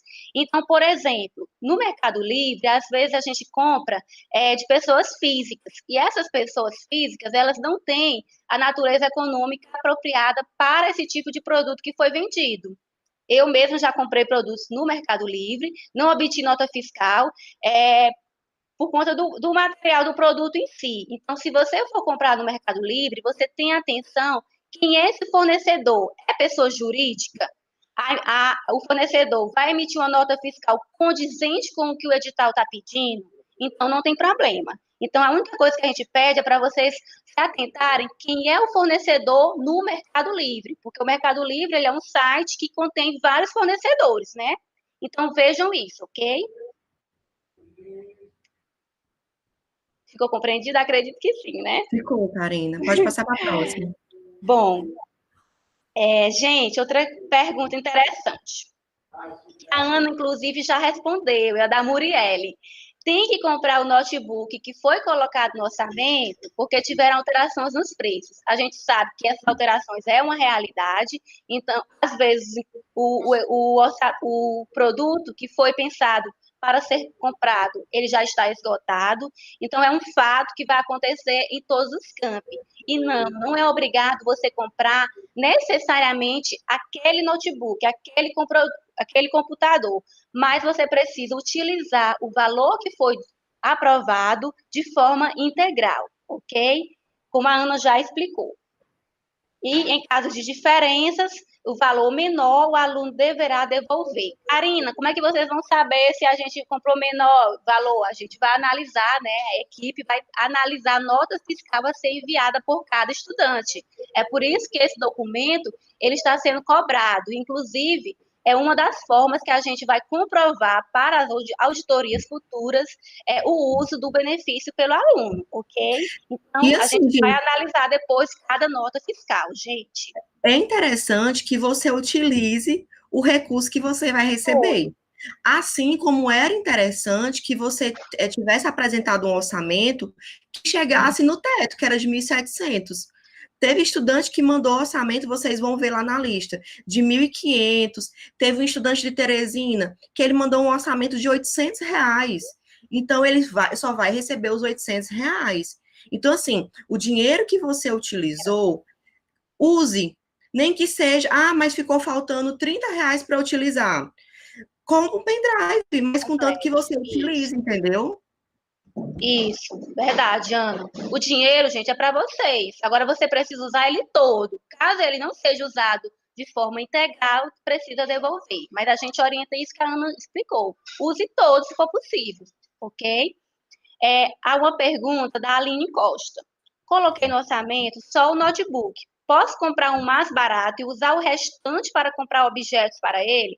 Com certeza, contanto que essa nota fiscal ela tenha o equipamento tecnológico, o notebook, o computador e desktop e assim por diante. Você não pode comprar, são várias peças e essas peças não formarem o computador como um todo. Porque aí dá a entender que você até tem um computador, não tem sentido. Então, a nota fiscal ela precisa ter ou todas as peças que formam o todo do computador, né? Porque a gente sabe que pode ser dessa forma, ou então o próprio computador em forma de notebook e assim por diante, ok? Então, você pode fazer isso sim. A Rita de Cássia está perguntando em relação a até qual dia, no máximo, podemos estar realizando a compra. Assim que vocês receberem o orçamento, né, o recurso, vocês podem realizar a compra. E em até 14 dias, 15 dias úteis ou 15 dias úteis, você deve enviar para o e-mail que foi colocado aí no chat, eu coloquei, a nota fiscal junto com o termo de compromisso, conforme a Ana já pontuou. Então, o dia máximo é após 15 dias, 14 dias, desculpem, o recebimento do auxílio. Tá bom, gente? Não é 20 dias, 30 dias, janeiro, fevereiro, não. São 14 dias após o recebimento do benefício, ok? O dinheiro será depositado. Quando que o dinheiro será depositado para comprarmos esse equipamento? Foi a pergunta da Claudiane e também a pergunta da Ana. Quando que o dinheiro vai cair na conta? Gente, infelizmente, hoje a gente não Carina, tem... Oi, só amiga. aqui, ó. Com relação à compra do equipamento, ela pode ser efetuada, ela podia ter sido efetuada a partir do momento que foi emitido o resultado, certo, gente? Verdade. O item 13.3 diz: não serão aceitos comprovantes de despesa, nota fiscal ou cupom fiscal com data de emissão anterior à publicação do resultado final do presente edital. Então, o resultado saiu segunda-feira, então, a partir de segunda-feira, você já podia, né, ter comprado o computador, certo? Agora, tem gente que vai poder comprar no cartão, tem gente que vai comprar à vista, aí vai ter que esperar o auxílio chegar na sua conta, né? Ser transferido para a sua conta. Isso mesmo, Ana. E, gente, infelizmente, quem tiver adquirido, assim, a gente foi muito insistente colocando essa informação lá no Instagram do NAI. Quem tiver adquirido o equipamento com data anterior ao lançamento do edital, infelizmente, não será aceito a nota fiscal e o auxílio vai ter que ser devolvido, viu? Isso. Em relação aos prazos, né, que estão perguntando muito. A gente quer dizer, gente, que infelizmente a gente não tem como dar para vocês um dia certo, uma previsão certa de quando que o auxílio ele vai cair, né? Mas a gente acredita que ele vai cair agora em dezembro, nesse mês, e a folha de pagamento, né, de todos os campi desse benefício já foi encaminhada para a folha de pagamento, o setor de pagamento, que é o setor da contabilidade. Então, assim, o que nós deveríamos fazer, a gente já fez, dentro do prazo. Essa folha de pagamento foi enviada semana passada, quinta ou foi sexta-feira, e agora é esperar. Infelizmente, a gente não tem como dizer um dia certo. Pode ser dia 17, 18, 19, 20, né? Geralmente, conforme os anos anteriores, o pagamento das bolsas de dezembro, eles são até o dia 20 de dezembro. Então, possa ser que até o dia 20 esse auxílio esteja caindo. Mas a gente também não pode dizer com certeza, porque as coisas podem mudar. Mas a gente acredita que em dezembro vocês vão receber esse auxílio, tá bom? Até quando tenho que mandar o termo? O termo deve ser enviado junto com a nota fiscal. Os dois documentos vocês colocam em PDF, assim como vocês fazem os recursos, como vocês enviam os documentos para análise. Colocam os dois documentos juntos e enviam com o seu nome, em até 14 ou 15 dias úteis após a compra ser efetuada, ok? Não mandem de pedaços, deixem para mandar com os dois documentos juntos, de preferência. Tem gente perguntando aqui, Karina, se pode comprar em loja física. Pode sim, Pode. gente, com certeza. Até melhor, né, Ana? Que já Com leva o relação notebook. Isso mesmo. Com relação à mudança de informações na base do Sinai, o que o pessoal do STI repassa para a gente é que quando você modifica no SIGA, automaticamente a mudança ocorre no Sinai. CPF, endereço, telefone, e aí é importante vocês estarem atentos a essas mudanças, gente, a atualização. Teve muita gente que a gente tentou entrar em contato por e-mail, por telefone e não conseguiu porque estava desatualizado. Com relação a. Tem gente perguntando aqui. A conta que a gente vai receber foi a conta informada no Sinai? Isso mesmo. Sim. A conta que você informou é a conta que o auxílio vai cair. E aí, só reforçando, a compra do notebook, ou do equipamento, ela podia ter sido efetuada, pode ser efetuada, já está liberada. Já está. Né? Se A partir tiver o do dinheiro, né? resultado, já estava liberado. Mas a nota fiscal, ela tem que ser enviada até 15 dias úteis após vocês serem contemplados com benefício.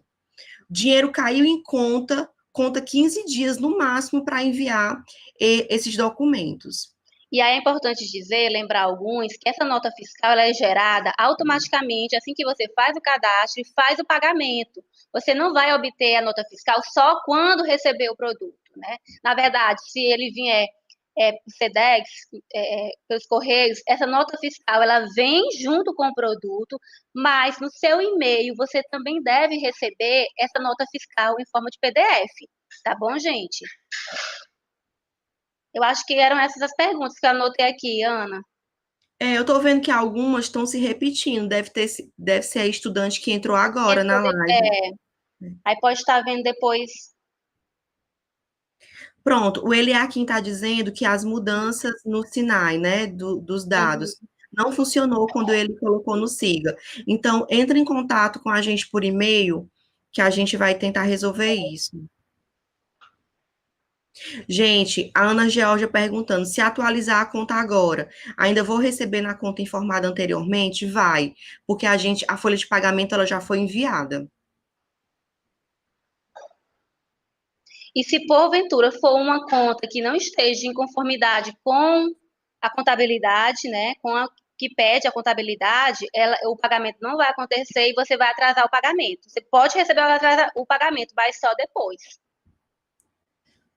A Clarice está perguntando aqui de novo, posso comprar o notebook pelo cartão de crédito a partir de hoje? Pode, gente. A compra pode ter sido tá liberada a partir da emissão do resultado, viu? Isso. Agora, quem quiser receber o recurso para comprar é que tem que aguardar. Mas se você já tem o dinheiro, tem o cartão de crédito, então fique à vontade. A pessoa tem um estudante aqui perguntando, dizendo que enviou 2 orçamentos, um com valor menor e um com valor maior. Então, você veja no resultado final, qual é o valor que foi disponibilizado, qual foi o valor que foi considerado no ato do processo seletivo, viu? Isso.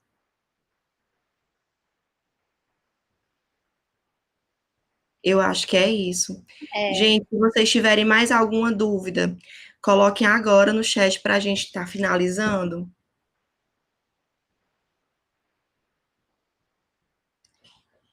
Isso, poupança só da Caixa, Ângela. Gente,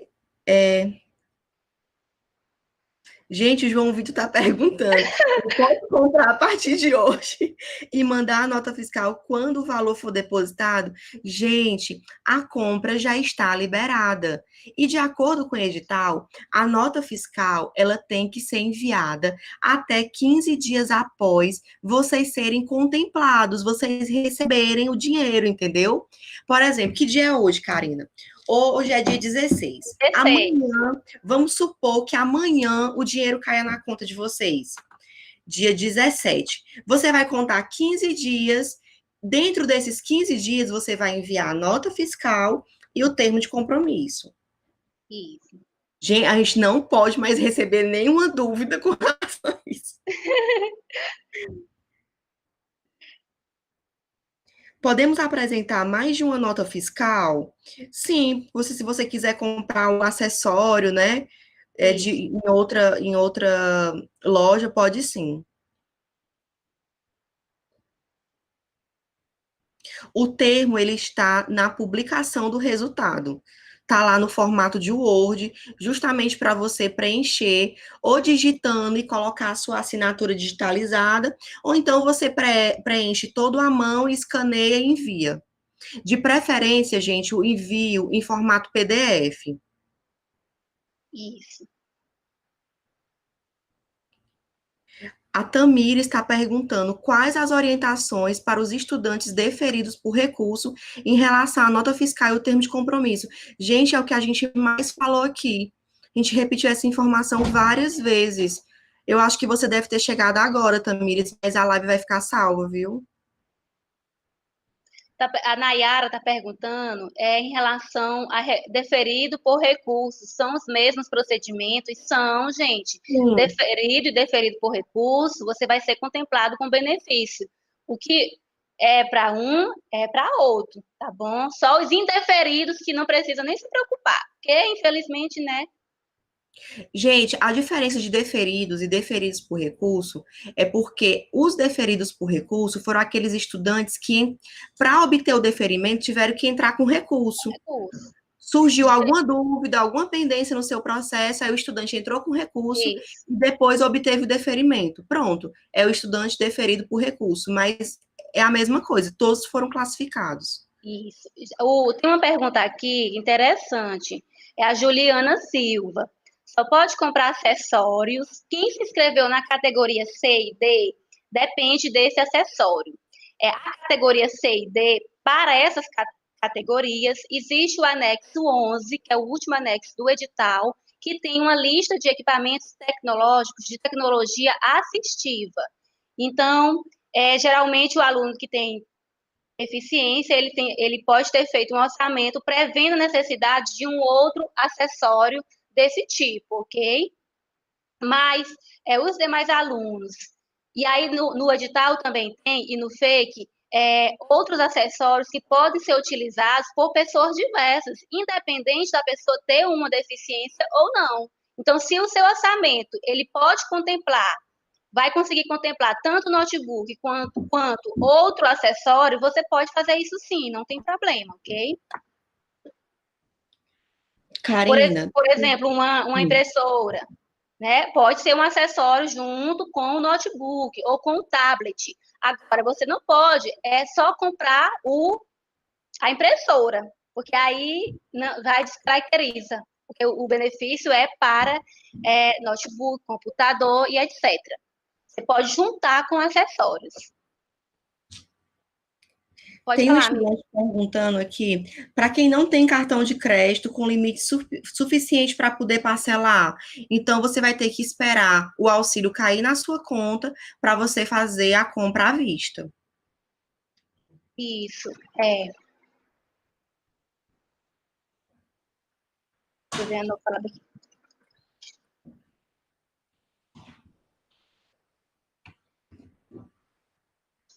A Mariana Loyola, eu gostaria de comprar na conta da loja do meu irmão, pois é mais barato, por conta de ter uma conta VIP, mas a nota fiscal sairia no nome dele.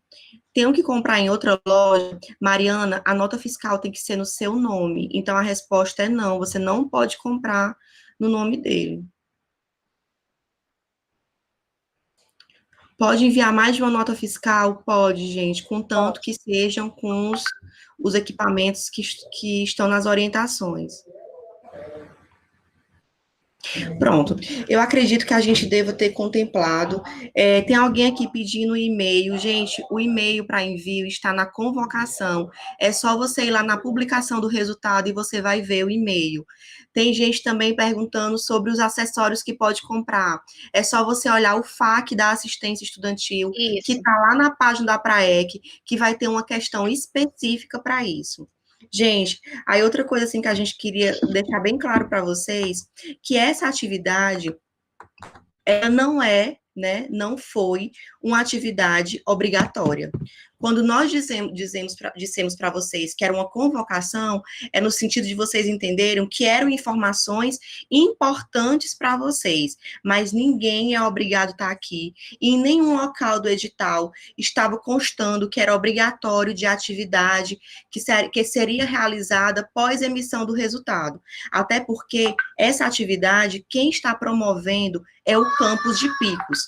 Nenhuma outra equipe promoveu, está tendo esse momento com os estudantes do seu campus, entendeu? Então, assim, que isso fique bem claro. Assim também, que fique bem claro, como também fique bem claro, que quando nós temos o esforço de estar alimentando o Instagram, atualizando para deixar vocês informados, também não é uma coisa que é obrigatória da equipe do NAI. A gente faz isso porque a gente entende que a informação, ela tem que chegar para o estudante de forma mais clara, de forma mais acessível. Então, é por isso que quando sai um edital, a gente passa horas respondendo caixinhas, abre caixinha de pergunta e fica tirando os questionamentos de vocês. É por isso que a gente responde vocês pelo direct, embora às vezes a gente não tenha tempo de responder todo mundo. É por isso também que a gente tem esse esforço por estar trazendo para vocês o que há de melhor no âmbito da assistência estudantil, certo? Mas que fique bem claro, gente, que isso é um esforço nosso. Então, infelizmente, a gente não obtém o reconhecimento de todos os estudantes e a gente não espera que Sim. todos os estudantes, né, reconheçam o nosso esforço. Até porque a gente entende muito bem qual é o significado de tudo isso que a gente faz e qual é o nosso propósito com tudo isso. Então, eu espero que a maioria das pessoas que se mantiveram aqui tenham gostado, né, tenham obtido sucesso com as orientações que o professor Ivenilton e o professor Newton trouxeram, e que as dúvidas de vocês tenham sido esclarecidas de forma, né, com a linguagem mais fácil de ser compreendida. Sim. E é basicamente isso. Muito obrigada, viu, gente? Quer falar alguma coisa, Karina? Não, é isso mesmo que você falou, só parabenizar, né? Já finalmente parabenizar os alunos por esse benefício, pela aprovação na seleção. Como você bem disse, foi uma seleção que houve concorrência, infelizmente alguns ficaram de fora. É o nosso interesse, né, Ana, é que todos fossem deferidos, mas a gente teve, inclusive, alunos que nem entraram com recurso. Muitos Então, alunos ficaram com recurso. Então, a gente parabeniza vocês que foram até o final, que entraram com recurso ou que foram deferidos logo de cara. A gente sabe da importância que é o equipamento tecnológico nos estudos, na formação dos alunos, e a gente quer dizer para vocês que nós, assim como vocês, nós estamos felizes por esse benefício ter chegado até vocês e por nós ter feito parte desse processo, né, Ana? Só isso. Sim, com certeza. Pois então é isso, gente. Muito obrigada. E obrigada também ao Samuel, que está aqui dando suporte técnico para a gente. Mais uma vez, perdão pela demora, mas a gente realmente não sabia que existia esse limite. Isso. Mudado, né? Na verdade, antes do Dia dos Dentes, mas mudou. Pois uma boa tarde, um bom almoço. Boa tarde, gente. Tudo bom, gente.